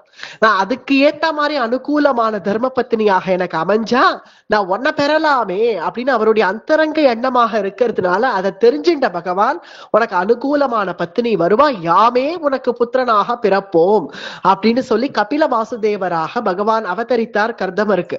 கபில வாசுதேவரும் பகவானுடைய அவதாரம் தான் பாகவதம் சொல்றது நமக்கு. அப்படி இருக்க அவருடைய எண்ணம் அங்க சரியாக இருந்தது, அதனால பகவான் தன்னை கொடுத்தான் அப்படின்னு எப்படி பாகவதத்துல பாக்குறோமோ அதுதான் இங்க. மத் பக்தா யாந்தி மாமபி, என்னுடைய பக்தனாக இருந்தால் அவனுக்கு நான் என்னையே கொடுத்துட போறேங்கிறது கூட புரியாம தாத்காலிக பலனை நோக்கி ஓடுறவர்கள் எவ்வளவு நாட்கள் ஓடுறார்களோ ஓடட்டும் அப்படின்னு நானும் எவ்வளவு நாள் தான் போறேன்னு பாக்குறேன்னு காத்துட்டு இருக்கேன். ஆனா என் ஐஸ்வர்யத்தை அவனுக்கு கொடுக்கறதுக்கு நான் காத்துட்டு இருக்கேன் அப்படின்னு சொல்லி அடுத்த ஸ்லோகம் 24வது. அவ்யக்தம் வியக்திமாபன்னம் மன்யந்தே மாம புத்தயஹ பரம் பாவமஜானந்தோ கோ கோ மமாவ்யய மனுத்தமோ மமாவ்யயம் அனுத்தமம். இங்க எப்போதும் கிருஷ்ணனும் ரூபத்தால தானே நமக்கு தெரியறது. கிருஷ்ணன்னா எப்படி இருப்பான், ஒரு சின்ன குழந்தை கிருஷ்ணன் அப்படி தவழ்ந்துட்டு இருப்பான், வெண்ணையை கையில வச்சுட்டு இருப்பான், ஏன்னா அவனுக்கு வெண்ணெய் பிடிக்கும், வெண்ணெய் சாப்பிட்டு இருப்பான், வெண்ணெய் கையில வச்சுட்டு இருப்பான். இல்ல லட்டு கிருஷ்ணன் அப்படின்னு கூட உண்டு, லட்டு கையில வச்சுப்பான், அவனுக்கு தித்திப்பு பிடிக்கும், இல்ல வெண்ணெய் பிடிக்கும், இல்ல அப்புச்சி எல்லாம் பிடிக்கும், அதெல்லாம் வச்சுட்டு இருப்பான். இது குழந்தை கிருஷ்ணன். சரி, கொஞ்சம் பெரிய கிருஷ்ணன்னா கொஞ்சம் பெரிய கிருஷ்ணன் மாடு மேய்ச்சின்னு இருப்பான், கன்றுகளோட இருப்பான், மரத்துக்கு கீழே உட்காந்துருப்பான், பலராமரோட உட்காந்துருப்பான். இது கொஞ்சம் கொஞ்சம் பெரிய கிருஷ்ணன். இன்னும் கொஞ்சம் பெரிய கிருஷ்ணன் அப்படின்னு ஒரு 10 வயசு கிருஷ்ணன்னா அவன் ராச கிரீடை பண்றான், கோபிகைகளோட இருக்கான், கோவர்தன குன்றமேந்தி குளிர்மழை காத்தவனாக இருக்கான் அப்படின்னு இந்த கிருஷ்ணனை நமக்கு தெரியும். அதுக்கு பிறகு கம்சவதம் பண்ண அந்த வீரனான கிருஷ்ணன், அதற்கு பிறகு துவாரகா சாம்ராஜ்யத்தை நிர்மாணம் பண்ணவன், சாந்தி பினி ரிஷி கிட்டக்க போய் 64 நாட்கள்ல 64 கலைகளை கற்றவன். இப்படி எல்லாம் அந்த கிருஷ்ணனுக்கு ஒவ்வொரு ஸ்டேஜ்ல ரூபங்கள் நம்மளும் கொடுக்குறோம் இல்லையா? குழந்தை கிருஷ்ணன் இப்படி தவழ்ந்துட்டு இருப்பான், சிரிச்சுட்டு இருப்பான், யசோதம்மா மடியில இருப்பான், நந்தகோபருடைய லாலனையில இருப்பான், அப்புறம் கொஞ்சம் பெரிய கிருஷ்ணன் மாடு மேய்ப்பான். இப்படி நமக்கு அந்தந்த கிருஷ்ணன் இப்படி இப்படி அப்படிங்கிற நம் ரூபம் வச்சுட்டு இருக்கோம் இல்லையா? நம்ம மனசுல அந்த சிந்தனை, அந்த ஸ்மரணம் இருக்கு இல்லையா? அப்ப அந்த கிருஷ்ணனும் பின்ன இந்த தெய்வங்களோட தான் வரானா அப்படிங்கிற ஒரு சந்தேகத்துக்கு இங்க பகவான் பதில் சொல்றான். நான் இப்ப நீ பகவான் சொன்னானே அந்நிய தெய்வங்கள் தேவதைகள் அப்படின்னு சொல்றான் இல்லையா? அந்தந்த பலன்கள் கொடுக்கக்கூடிய தேவதைகள், அவர்களெல்லாம் விட்டுட்டு பகவானையே சரணம் அடையணும்னா உபனிஷத் பிரம்மம் அப்படின்னு தான் சொல்றதே தவிர பேரை சொல்ல பயப்படுறது உபனிஷத்தே. பிரம்மம்னு சொல்றது உபனிஷத். அப்படி இருக்க அந்த பிரம்மத்தை நம்ம அடையணும் அப்படின்னு நம்ம மனசுல நினைக்க வேண்டி இருக்க, நீ கிருஷ்ணன் அடையணும்னு நினைச்சா மட்டும் போருமா? கிருஷ்ணன்கிறது ஒரு ரூபத்துக்குள்ள அடங்கிடுத்தேன், ஒரு ரூபமயமா வந்துடுத்தேன். இப்ப இந்த ஒரு ரூபத்தை மட்டுமே தியானம் பண்ணணும்னா அப்ப மற்ற தேவதைகளுக்கும் உனக்கும் என்ன வித்தியாசம்?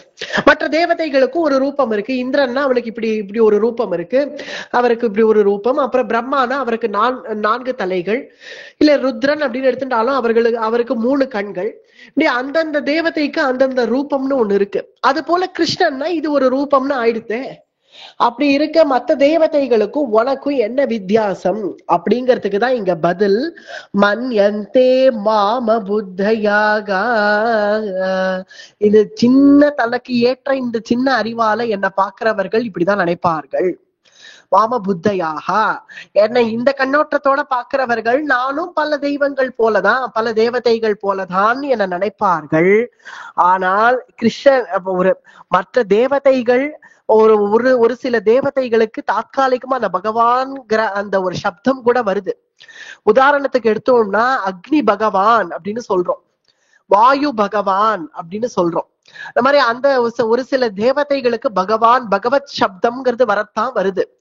அப்படி வரச்சே அங்க பகவான் அப்படின்னு சொல்றது அங்க அக்னியையே பகவான்னு சொல்லல, அதே போல வாயுவையே அங்க பகவான்னு சொல்லல.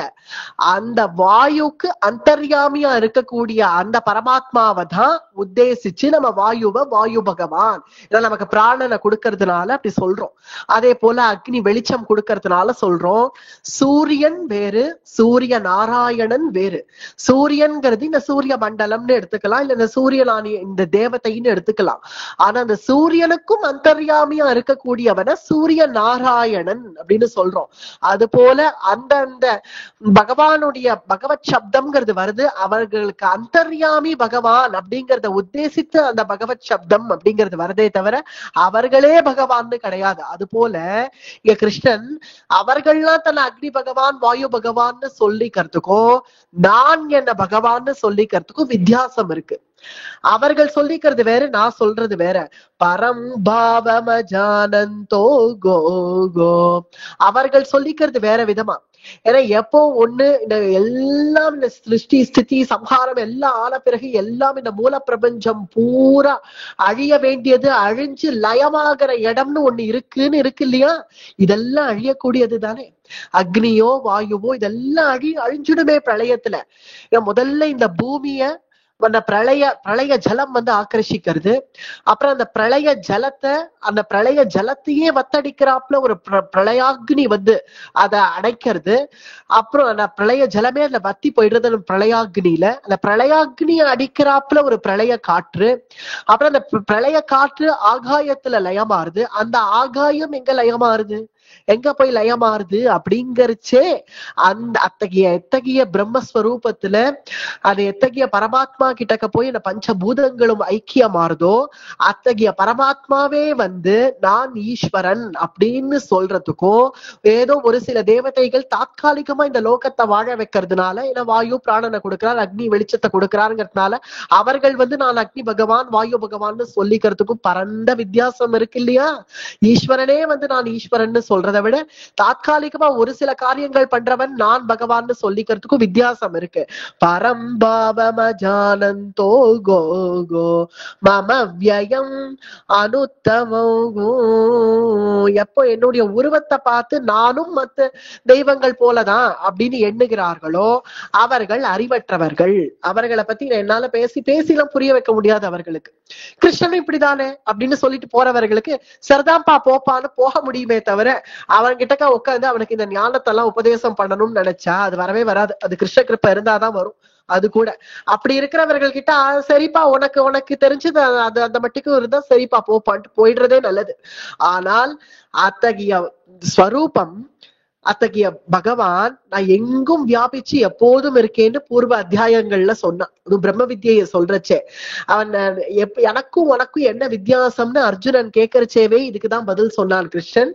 நான் அப்பப்ப என்ன பிரகாசப்படுத்திக்கிறேன், நான் எங்கும் எப்பவும் வியாபிச்சு இருக்கேன், ஆனா அப்பப்ப என்ன பிரகாசப்படுத்திக்கிறேன். அப்படி என்ன பிரகாசப்படுத்திக்கிறச்சேதான் இந்த மாதிரி ஒரு நாம ரூபம் எனக்கு வருது. கிருஷ்ணன்கிற ஒரு நாமமோ இல்ல கிருஷ்ணன்கிற ஒரு ரூபமோ இல்ல ராமன்கிற ஒரு நாமமோ ராமன்கிற ஒரு ரூபமோ அந்த மாதிரி வருது. நான் என்ன பிரகடனம் பண்ணிக்கும் போது என்ன பிரகாசப்படுத்திக்கும் போது அது அப்படி வருதே தவிர அது இல்லாம போனதுக்கு அப்புறம் ஏன்னா ராமபிரான் சரையூல இறங்கி அந்தர்தானமான பிறகு இனிமே பகவான் இல்லைன்னு சொல்ல முடியாது இல்லையா. பகவான்கிறது எங்கும் வியாபிச்சிருக்கான். கொஞ்ச நாட்கள் ராமனாக தன்னை பிரகாசப்படுத்தின்றான், கொஞ்ச நாட்கள் கிருஷ்ணனாக தன்னை பிரகாசப்படுத்தின்றான்.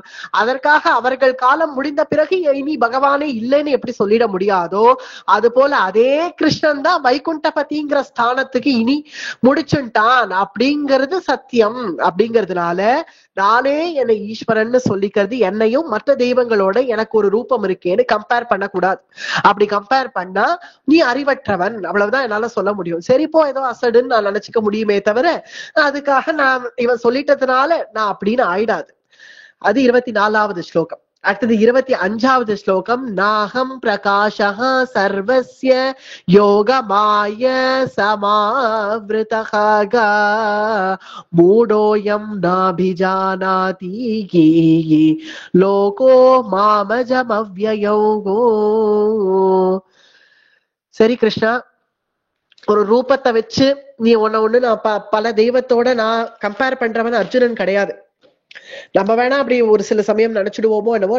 நம்ம சொல்றது இப்ப இங்க இருக்கிறவர்களை சொல்லல, அதாவது சாமானிய மனுஷர்கள் நிறைய பேர்கள் நம்ம நினைக்கிறார்கள் இல்லையா, அவர்கள் தவிர ஏன்னா நாம ரூபத்தினால கிருஷ்ணன் இங்க இருக்கான் அப்படின்னு நினைச்சவர்கள் மத்தியில, ஏன்னா அவர்களுடைய நாமம் தேவதைகளுடைய ஐஸ்வர்யம் அப்படிங்கிறது தாத்காலிகமானது. ஏன்னா சில சமயங்கள் என்ன ஆச்சு, இரண்யன் ராவணன் இவர்கள் கூட தேவதைகளுடைய ஐஸ்வர்யத்தை பிடுங்கிட்டார்கள்.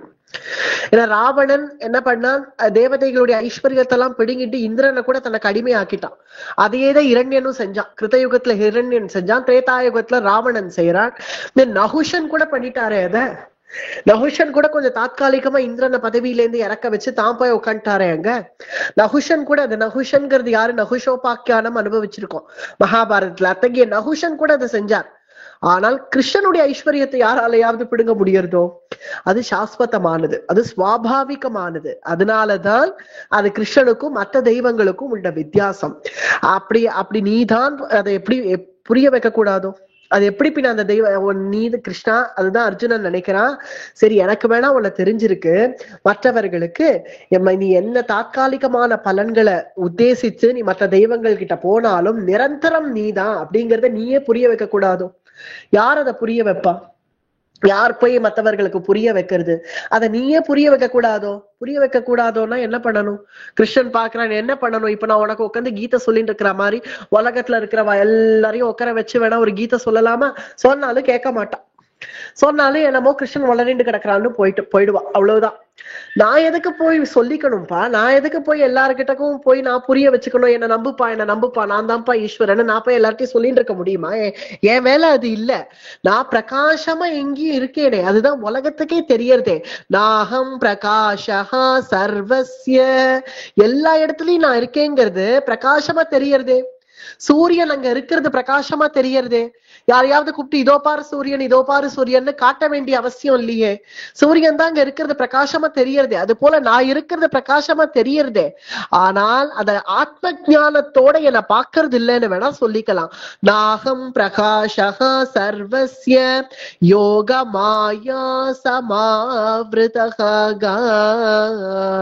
என்னதான் பகவான் ஆத்மானம் மானுஷம் மன்யேன்னு சொல்லட்டுமே, ராமாவதாரத்துல சமஸ்த தேவதைகளும் வந்து நீ நாராயணன்னு உனக்கு தெரியலையான்னு சொல்றச்சே, இல்ல இல்ல ஆத்மானம் மானுஷம் மன்யே ராமோ தசரதாத்மதம்னு தான் அங்க சொன்னார்.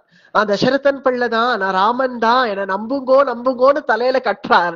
ஆனாலும் தேவதைகள் நம்புறதாக இல்லை. ஏன்னா அதுதான் தெரியறதே, அவனுடைய வைலட்சணம் தான் தெரியறது இல்லையா, பார்த்தாலே தெரியறதே. பின்ன ராமபிரான பார்க்க பார்க்க திகட்டாத ஒரு ரூபம் எதனால? ஏன்னா பார்க்கணும் பார்க்கணும்னு ரொம்ப ஆர்ஜவத்தோட சில பேர்கள் போவா. யாராவது ஒரு செலிபிரிட்டி வந்திருக்கான்னா பார்க்கணுங்கிற ஆசையில போவா, போவா பாப்பா சரிதான் போ அப்படின்னு வந்துருவா, அவ்வளவுதான். அதுக்கு மேல அங்க ஹிருதயம் தங்காது.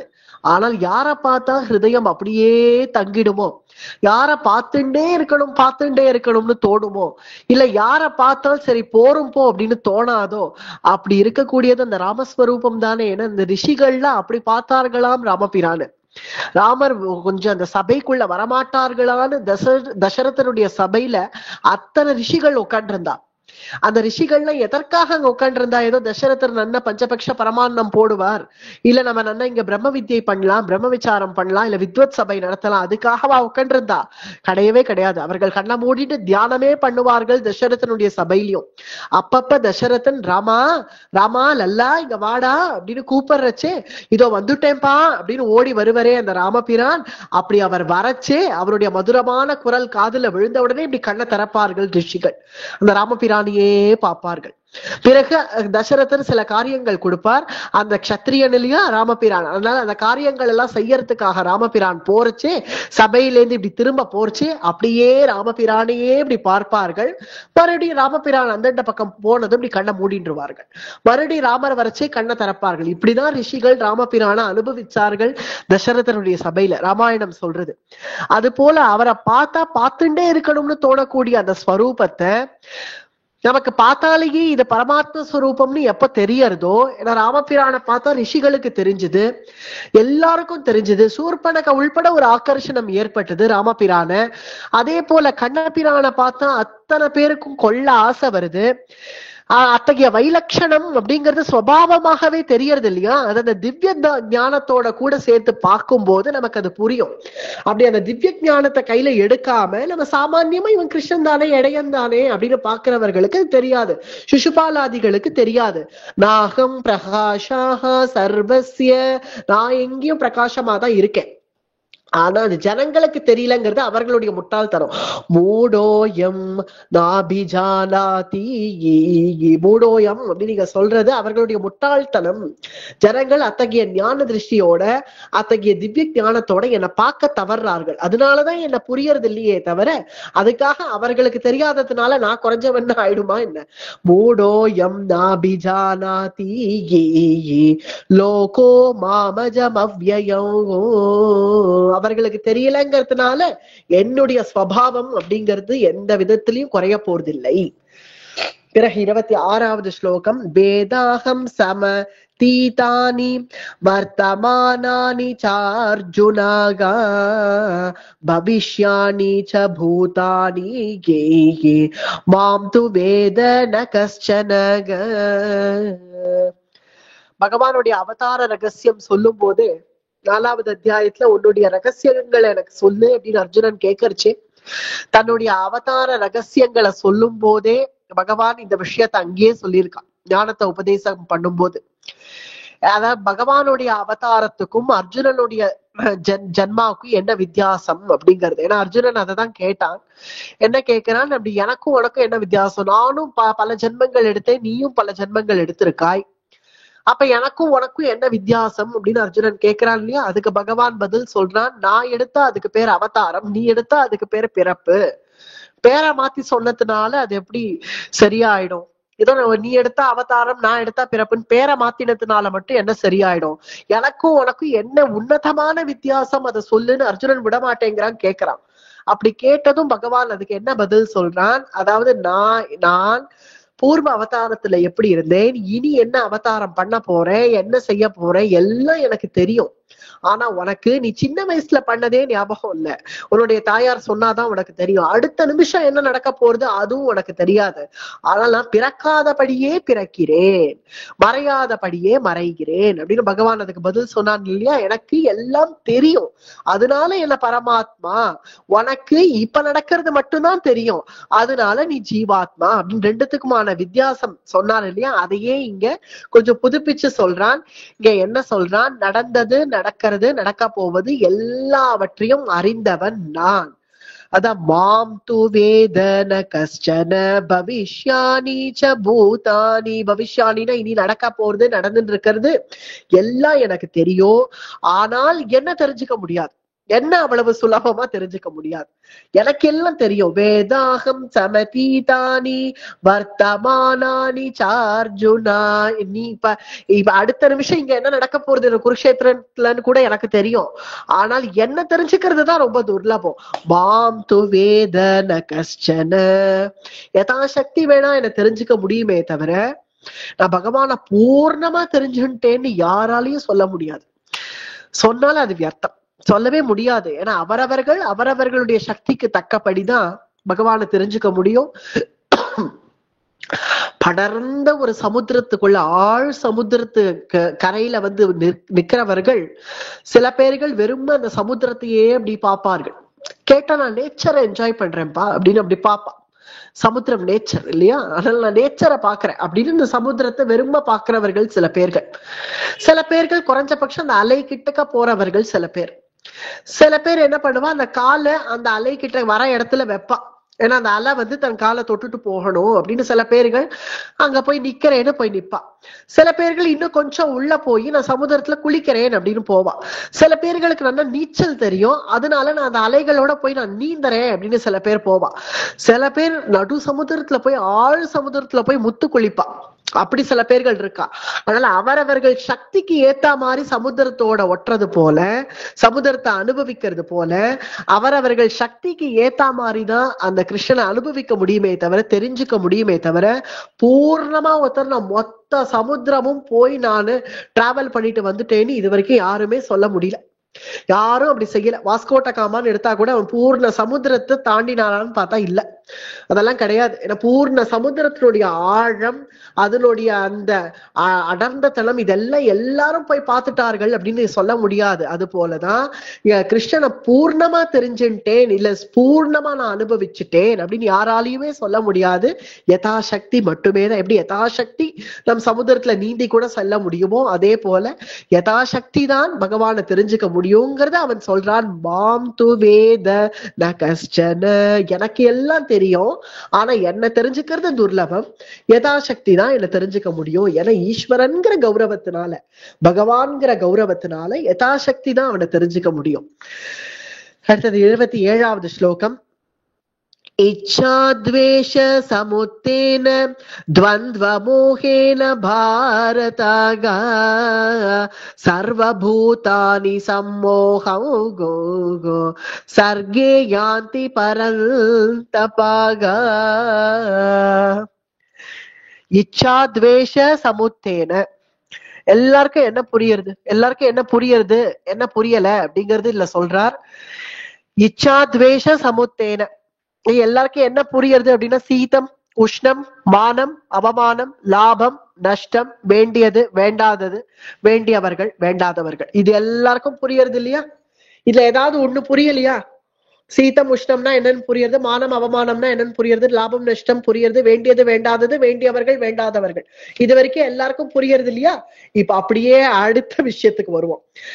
சர்வஜனாய், சர்வசக்தனாய், சர்வாந்தர்யாமியாய், சர்வஸ்வாமியாய், சர்வ காரணபூதனாய், சர்வ சாட்சாத்காரனாய், இது யாருக்காவது புரியுறதோ? ஒண்ணு வேணா, ஒரு சிலது வேணா புரியலாம். சர்வஜன் அப்படின்னா சரி பகவான சொல்றோம். சர்வசக்தனாய் இதுக்கு என்ன அர்த்தம்? சர்வாந்தர்யாமியாய், சர்வஸ்வாமியாய், சர்வ காரணபூதமாய், சர்வ சாட்சியாய், இதுக்கெல்லாம் என்ன அர்த்தம்? புரியறதா? ரொம்ப கஷ்டம்.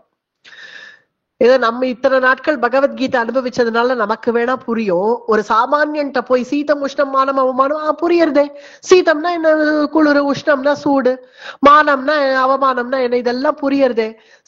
சர்வஜனாய், சர்வசக்தனாய், சர்வாந்தர்யாமியாய், சர்வஸ்வாமியாய், சர்வகாரணனாய், சர்வசாட்சி, நீ எந்த லாங்குவேஜ்டா பேசுற அப்படின்னு கேட்டுருமா உடனே. நீ என்ன பேசின்னு இருக்க, என்ன பாஷை பேசுற அப்படின்னு இந்த சப்த மாத்திரம் தான் தெரியறது, ஆனா புரியல. எவ்வளவு கூட லோக விஷயங்கள்ல நம்ம ஈடுபடுறோமோ அவ்வளவு கூலம் பகவானுடைய ஸ்வரூபம் புரியாது அப்படிங்கறத இந்த ஸ்லோகத்துல சொல்றான். சர்வபூதானி சம்மோகம் கோ கோ சர்கே யாந்தி பரந்தபா. சர்வபூதானி சம்மோகம், எவன் ஒருத்தன் இந்த லோக விஷயத்திலேயே மோகித்து இருக்கானோ அவனுக்கு இந்த லோக விஷயங்கள் புரியுமே தவிர இந்த மாதிரி என்னுடைய கல்யாண குணங்கள், இதெல்லாம் பகவானுடைய கல்யாண குணங்கள். சர்வஜனாய், சர்வசக்தனாய், சர்வஸ்வாமியாய், இதெல்லாம் பகவானுடைய கல்யாண குணங்கள். என்னுடைய நித்திய கல்யாண குணங்கள் புரியணும்னா கொஞ்சமாவது லௌகிக்கத்துல இருந்து தள்ளி வரணும். அப்பதான் என்ன, இந்த நேரத்துல நமக்கு பொழுது போகிறதுக்கு நமக்கு இல்ல. இப்ப உட்காந்து அந்த டிவி ஆன் பண்ணிட்டோம்னா கண்டதும் வரும். ஆனா அதெல்லாம் ஒதுக்கிட்டு ஒரு கொஞ்ச நேரம் கீதை அனுபவிக்கணும்னு வந்து உட்காந்துருக்கோம் இல்லையா, கொஞ்சமாவது லௌகீகத்தை விட்டாதான் நமக்கு இந்த இத்தகைய கல்யாண குணங்கள் பகவானுக்கு இருக்குங்கிறத கூட புரிஞ்சுக்க முடியும். சப்த மாத்திரத்திலேயாவது அனுபவிக்க முடியும், இதெல்லாம் கேட்கவாவது முடியும் இல்லையா.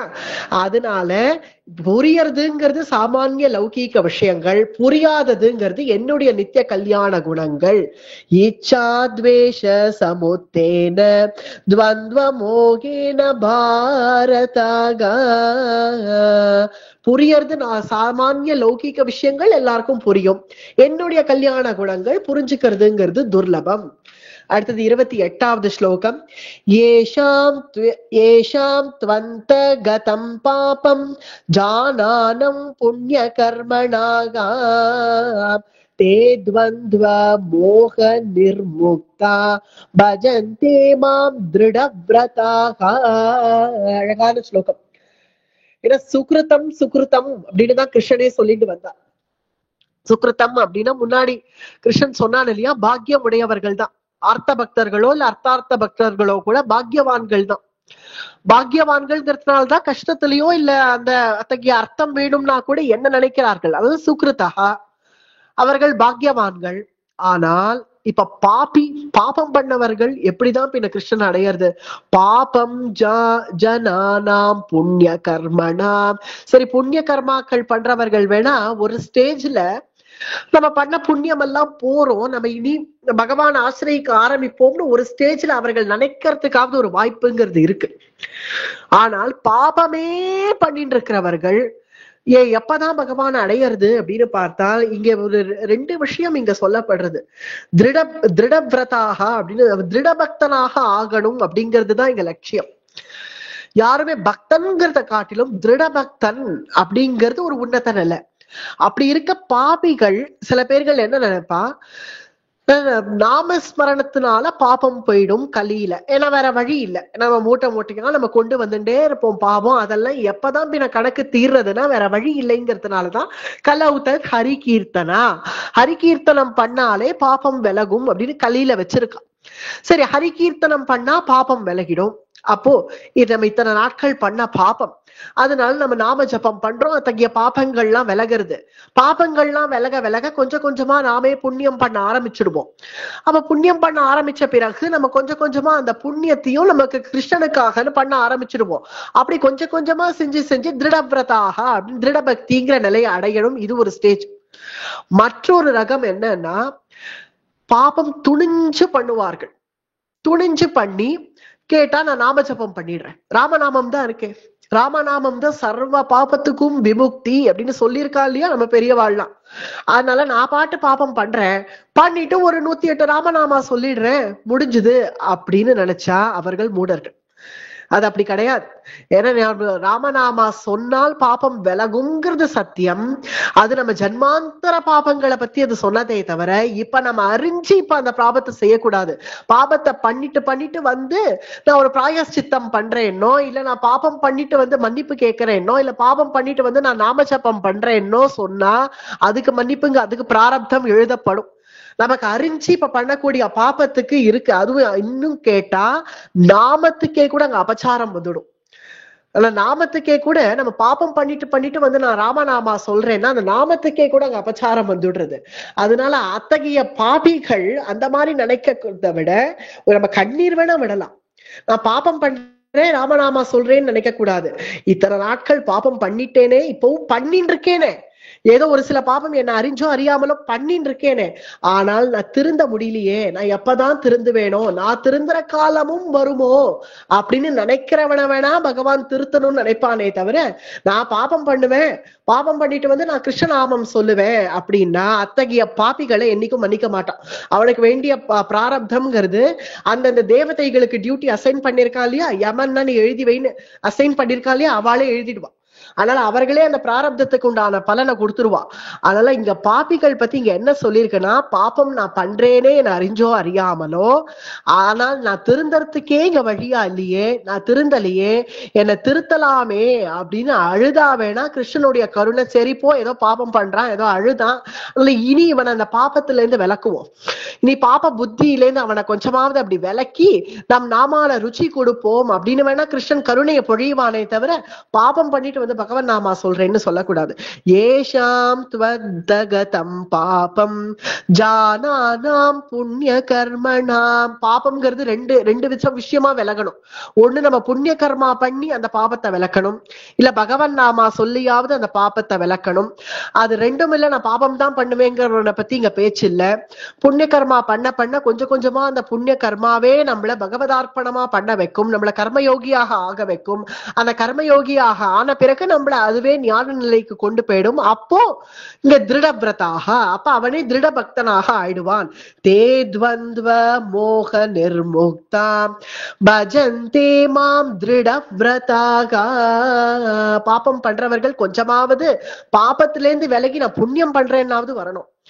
புண்ணியம் பண்றவர்கள் அல்லது பாபம் பண்றவனே சரி ஏதோ பாபம் பண்ணிட்டேன் இத்தனை நாட்கள், இனிமே வேணா நம்ம பாபத்தை நிறுத்திப்போமே, சரி கிருஷ்ணன் ஒருத்தர் இருக்கானாமே, ராமன் ஒருத்தர் இருக்கானாமே, அவன் நாமத்தை சொல்லி பாக்குற வேண்டாம் அப்படின்னு ஒரு வாட்டியாவது ஒரு ராமன் யாருக்கோ ஒரு பேர் வச்சிருக்கான் ஆகில் ஆனா பேரையாவது ராமன்னு கூப்பிடணும், ராமானு கூப்பிடணும், இல்ல கிருஷ்ணானு கூப்பிடணும். கூப்பிட்ட உடனே அந்த நாமத்துல ஒரு ருச்சி தன்னால பகவான் வர வைப்பான். சரி ஒரு விளையாட்டுக்காகவாவது அடுத்தவனை கூப்பிட வியாஜத்திலேயாவது என்னை கூப்பிட்டானே, அஜாமிளனை போல. அஜாமிளன் என்ன பண்ற, கடைசியா தாம் புத்திரனை கூப்பிடணும்னு கடைசி பிள்ளைக்கு நாராயணன்னு பேர் வச்சிருக்கான். தாம் புத்திரனை கூப்பிடணுங்கிறதுக்காக தான் டேய் நாராயணா அப்படின்னா, எங்கேயோ யோக நித்திரையில இருக்கிற பகவான் நாராயணாவா யாரு கூப்பிட்டா அப்படின்னு எழுந்து பாக்குறானா. பார்த்தா இவனோ சர்வ பாபி, பாபிகள்ல சிறந்தவன் அஜாமிளன். பெரிய பெரிய பாபங்கள் பண்ணியிருக்கான், பஞ்சமகா பாதகங்கள் பண்ணியிருக்கான். அப்படி இருக்கக்கூடிய அஜாமிளன் நாராயணான்னு கூப்பிட்டுட்டானேப்பா, விளக்கு அவன் பாவத்தை, விளக்கு கூப்பிட்டுட்டானே, பாவங்கள் செஞ்சான் தான், ஆனா கூப்பிட்டவன் நாராயணான் இல்ல கூப்பிட்டுட்டான்.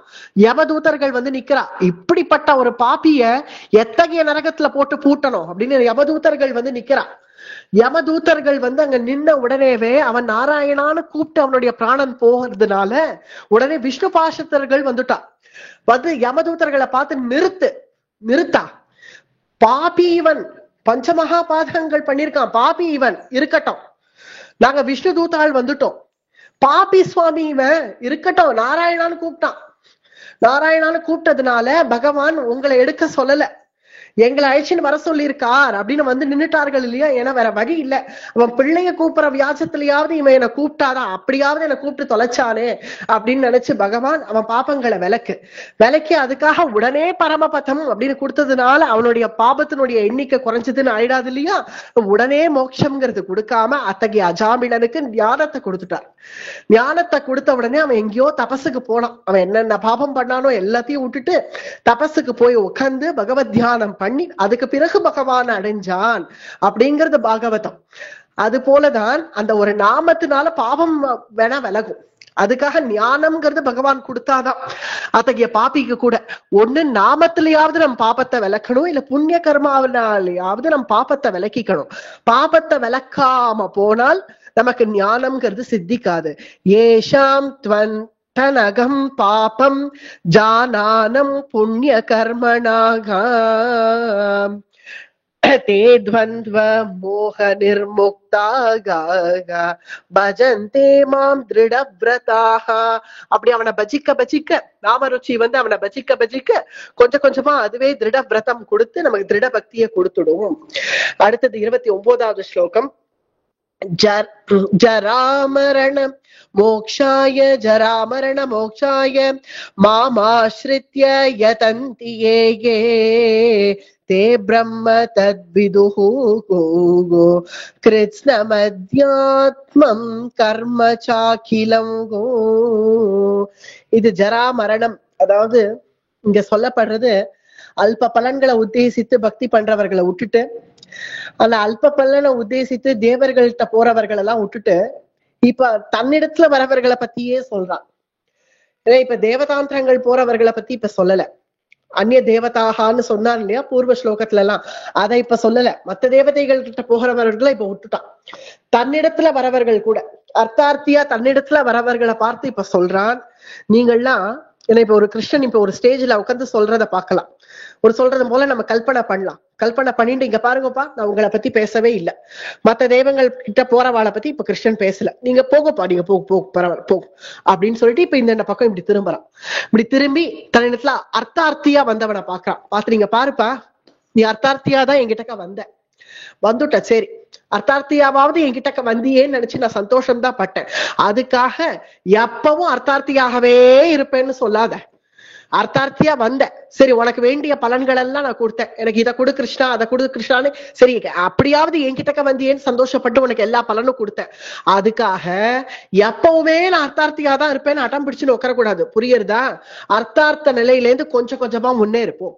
முன்னேறி கொஞ்சம் கொஞ்சமா விவேகத்தை அடை அப்படிங்கிறான். சும்மா எப்போதுமே இந்த லௌகிக்கத்தையே யோசிச்சுண்டு அர்த்தார்த்தியாகவே இடத்துல வராது. ஆரம்ப நிலையில நீ வந்தியாக நான் ஒத்துக்கிறேன். ஆரம்ப நிலையில வந்தவன் கொஞ்சம் கொஞ்சமா பக்குவப்பட வேண்டாமா? அர்த்தார்த்தியா நீ 5 வருஷம் இருந்துட்ட இல்லையா? ஒரு உதாரணத்துக்கு சொல்லணும்னா 5 வருஷமா அர்த்தார்த்தியா இருந்துட்டல்ல, இப்ப 6வது வருஷம் ஆயிடுத்தே, கொஞ்சம் விவேகத்தை வளர்த்துக்கோய. அதனால எப்போதுமே அர்த்தார்த்தியா இருக்காதே அப்படின்னு சொல்றான். இந்த மூப்பு மரணம் வியாதி இதெல்லாம் சம்சாரம் அப்படிங்கறத புரிஞ்சுக்கோ. ஜரா மரண மோக்ஷாய மாமாஸ்ரித்ய யதந்தி ஏ. இந்த சம்சாரம்னா இப்படிதான் இருக்கும். அதனால எப்பவுமே கிருஷ்ணன் கிட்ட போர்ச்செல்லாம் எனக்கு தலைவலிக்கிறது கிருஷ்ணா என்ன சரியாக்கு, தலைவலிக்கிறது கிருஷ்ணா சரியாக்கு, சரி தலைவலி சரியாயிடுது, அடுத்தது முட்டி வலிக்கிறது கிருஷ்ணா சரியாக்கு, சரி முட்டி வலி சரியாச்சு, அப்புறம் இடுப்ப வலிக்கிறது கிருஷ்ணா சரியாக்கு. இப்படி எத்தனை நாள் அதையே கேட்டுட்டு இருக்க போறேன்? அதுக்கு பதிலா சரீரம்னா இந்த வலி எல்லாம் இருக்கத்தான் இருக்கும் அப்படிங்கறத நீ மனசுல வச்சுட்டியாகில் இந்த வலி ஒரு வலியாகவே தெரியாது. இந்த வலியாகவே நம்ம எண்ணாம நம்ம பாட்டு கிருஷ்ண ஸ்மரணத்துல இருந்தா சரீரம் கூட நம்ம சொல்றதை கேட்க ஆரம்பிச்சிடும். அதனால அல்ப பலனை நோக்கி நீ என்னிடத்துல வந்த ஆரம்பத்துல அதுக்காக அப்படியே இருப்பேன்னு கண்டினியூ பண்ணிட்டே இருக்காது. ஏன்னா ஒரு கேன்சர் அப்படிங்கிற ஒரு பெரிய ஒரு நோய் வந்ததுன்னா அதை ஆப்ரேஷன் பண்ணிடுறான். இனிஷியல் ஸ்டேஜ் நமக்கு தெரிஞ்சதுன்னா அதை ஆப்ரேஷன் பண்ணி அதை எடுத்துடுறா. அந்த டியூமர் என்னவோ அதை எடுத்துடுறா. எடுத்த பிறகு அது இங்கேருந்து கிளம்புறதே தவிர வேற ஒரு இடத்துல அது போய் நின்றுடுறது. கேன்சருங்கிறது என்ன? கேன்சர் அந்த வியாதிக்கான காரணம் உள்ள இருக்கிறதுனால என்னை இப்ப வேணா ஆபரேஷன் பண்ணது போல தெரியறது, நான் இனிமே இன்னும் ஒரு 10 வருஷம் ஜீவிப்பேன்னு ஒரு டாக்டர் ஒரு அஷூரன்ஸ் கூட கொடுத்துடுறான்னு வச்சுப்போம். கொடுத்ததுனால அது ஆனா அந்த 10 வருஷம் கழிச்சு மறுபடியும் அது வேலையை காட்டதான் காட்டும். ஏன்னா அந்த காரணம் உள்ள இருக்கு. அது போலதான் நம்முடைய ஜென்மாந்தர வாசனைங்கிறது உள்ளேயே இருக்கிறதுனால நம்ம மறுபடியும் நம்ம அர்த்தார்த்தியாகவே போய் நிக்கிறோமே தவிர அதைத்தான் கிருஷ்ணன் இதை ஜாக்கிரதைப்படுத்தினால். போற நிறுத்த, நீ எத்தனை நாட்கள் அர்த்தார்த்தியம் இத்தனை ஜன்மாக்கள் இருந்தல்ல, என்ன இப்படியே இருக்க போறியா? நீ எப்பதான் முன்னேற போற? கொஞ்சம் விவேக்கியா முன்னேறு. தே பிரம்ம தத்விதுஹு கிருஷ்ணம் அத்யாத்மகம் கர்ம சாக்கிலம். உன்னுடைய சாமானிய கர்மாலேயே போய் விழாது. அதுக்கு என்ன வழி? துக்கம் வரதானே வருது. துக்கத்துக்கு என்ன விமோச்சனம்? கிருஷ்ணனே விமோச்சனம்.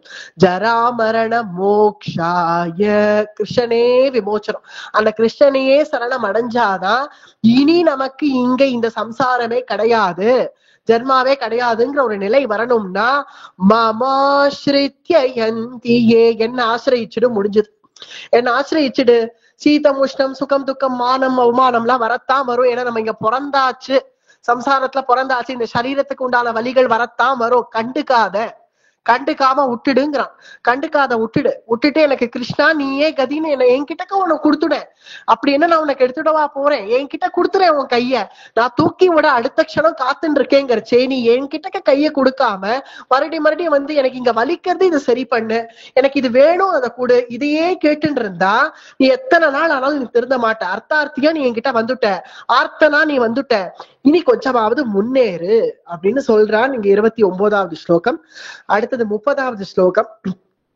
சாதி பூதாதி தெய்வம் மாம் சாதி யஜ்ஞம் ச ஏ விதுஹு பிரயாண காலேபி ச மாம் தே விதுர்யுக்த சேதசஹா.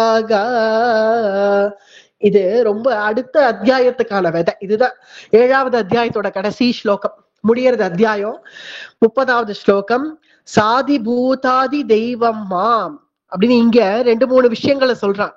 ஆதி பூதமாக, ஆதி தெய்வமாக, ஆதி யஜ்ஞமாக சில விஷயங்களை தெரிஞ்சுக்கோ அப்படின்னு. இந்த என்ன விஷயம்னு சொல்லல, சாதி பூதாதி தெய்வம் மாம் சாதி யஜ்ஞம் ச ஏ விதுஹு, இந்த மாதிரி ஒரு சில பதங்களை மட்டும் சொல்றான். இதெல்லாம் ஒரு டெக்னிக்கல் டேர்ம்ஸ். சாதி பூதானி தெய்வம் மாம் அப்படிங்கிறதுலாம் ஒரு டெக்னிக்கல். ஆதி பூதமாக, ஆதி தெய்வீகமாக, ஆதி யஜ்ஞமாக இதெல்லாம் தெரிந்துக்கொள் அப்படிங்கிறது முதல் வரி. அடுத்தது பிரயாண காலேபி ச மாம், பிரயாண காலத்திலயும் என்ன தெரிஞ்சுக்கோ. பிரயாண காலம் அப்படின்னு இங்க சொல்றது அந்திம காலம். பிரயாண காலேபி ச மாம் தே விதுர்யுக்த சேதசஹா. பிரயாண காலத்துல அப்படி என்ன தெரிஞ்சின்றவன் சிறந்த யோகி அப்படின்னு சொன்னதும், இப்படி சொல்லி இப்படி கிருஷ்ணன் நிறுத்துறான். இப்படி சொல்லி இப்படி நிறுத்தினதும் இப்படி அர்ஜுனன் பாக்குறான், நீ இப்ப என்ன சொன்ன கிருஷ்ணா? அது 8வது அத்தியாயம். அடுத்த அத்தியாயம் அப்படி ஆரம்பிக்கிறது. ஏன்னா இங்க ரொம்ப அப்படி, ஏன்னா அர்ஜுனன் கேட்கணுங்கிறதுக்காக தான் கிருஷ்ணன் இதை சொன்னாலே. ஏன்னா இப்ப அர்ஜுனன் கேள்வி கேட்கணும், ஏன்னா அடுத்த அத்தியாயம் அர்ஜுன வாச்சன் இப்ப ஆரம்பிக்கிறது. ஏன்னா அர்ஜுனன் இந்த கேள்வியை கேட்கணுங்கிறதுனாலதான் அவன் என்ன சொல்லி முடிச்சிருக்கான் கிருஷ்ணன். சாதி பூதாதி தெய்வம்மா சாதி யஜ்ஞம் ச ஏ விதுஹு பிரயாண காலேபி, பிரயாண காலத்திலையும் என்ன தெரிஞ்சிட்டவன் சிறந்த யோகி. பிரயாண காலம் வேணா ஓரளவுக்கு புரியுறது, அந்திம காலத்தை சொல்றேன்னு வேணா எடுத்துக்கலாம்.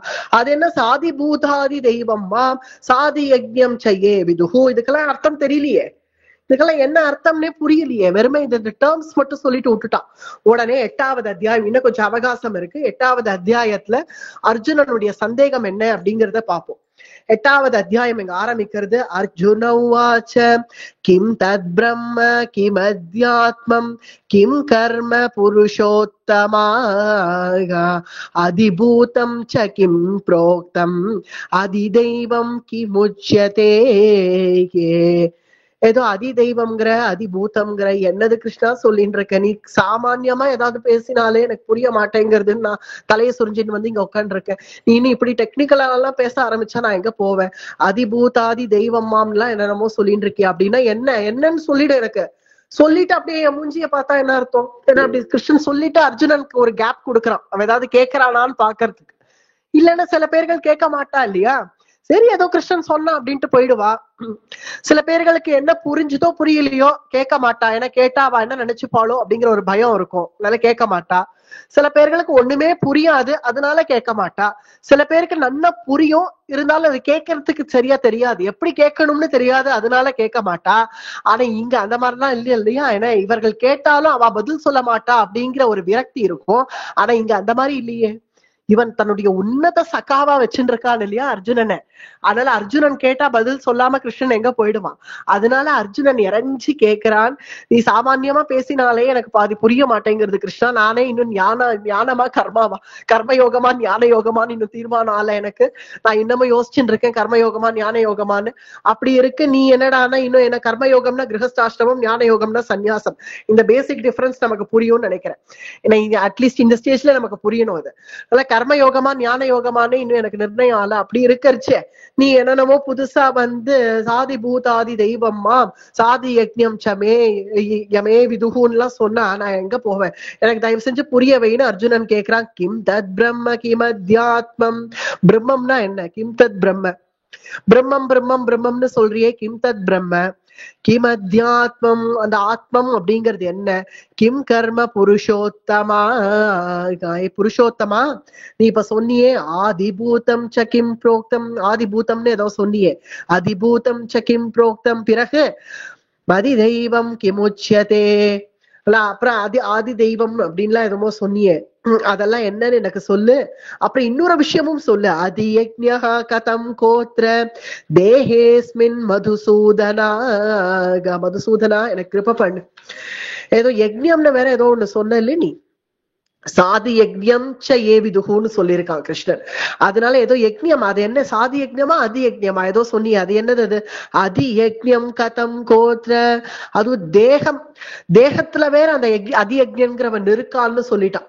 அந்த அதி யஜ்ஞனா யாரு இருக்காளோ அவன் உனக்குள்ளேயே இருக்கான் அப்படின்னு கிருஷ்ணன் சொல்லியிருக்காங்க. அதனால அதி யஜ்ஞன்னு யாரையோ சொன்னியே, அது என்ன? அது தேகத்திலேயே இருக்கான்னு வேற சொல்லிட்டியே. அதி யஜ்ஞா கதம் கோத்ர தேஹேஸ்மின் மதுசூதனா பிரயாண காலே ச கதம் நியாயோ, பிரயாண காலம் அப்படின்னு சொன்னியே, பிரயாண காலம்ல உன்னுடைய அறிவுங்கிறது எப்படி வரும் ஒருவனுக்கு? பிரயாண காலேன, பிரயாண காலம்ங்கிறது என்னன்னு புரிஞ்சிருது அர்ஜுனனுக்கு. அதனால அத சொல்றான், பிரயாண காலே ச கதம் நியாயோசி நியதாத்மபிஹி, அத்தகைய ஞானம் எப்படி வரும் பிரயாண காலத்துல, அதையும் எனக்கு சொல்லு, இதெல்லாம் எனக்கு சொல்லு அப்படின்னு அர்ஜுனன் கேள்வியாக கேட்கிறான். இதுக்கு அக்ஷத பிரம்ம யோகம் அப்படின்னு பெயர். 8வது அத்தியாயத்துக்கு அக்ஷத பிரம்ம யோகம் அப்படின்னா அந்த பிரம்மத்தை அடையிற முறை, அந்த பிரம்மத்தை எப்படி அடையிறது, அந்த கிருஷ்ணனை எப்படி அடையிறதுங்கிற முறைய அந்த அந்திம காலத்துல எப்படி அத்தகைய ஞானம் வரும் அப்படிங்கறத இங்க கிருஷ்ணன் புரிய வைக்கிறான். அதனாலேயே இந்த யோகத்துக்கு அக்ஷத பிரம்ம யோகம் அப்படின்னு பெயர். ஏன்னா இங்க அர்ஜுனனுக்கு ஏற்படுற சந்தேகம், முதல்ல அந்த பிரம்மம்னா என்னங்கிறத சொல்லிடு, எனக்கு அதை புரிய வச்சுடு. ஏன்னா அதுக்கு பூர்வ அத்தியாயத்துல என்ன சொல்றான் கிருஷ்ணன், என்னையும் ரூபமா நினைச்சவர்களுக்கு என்னுடைய பிரம்மஸ்வரூபம் புரியாது அப்படின்னு சொல்லியிருக்கான் இல்லையா. என்னையும் மற்ற தெய்வங்கள் மாதிரி நானும் ஒரு ரூபத்தோட இருக்கேன் அப்படின்னு நினைச்சவர்களுக்குன்னு சொல்றான். அதனால அர்ஜுனனுடைய முதல் கேள்வி இங்க என்னன்னா, கிம் தத் பிரம்ம, அந்த பிரம்மம்ங்கிறது என்ன அதை சொல்லிடு முதல்ல.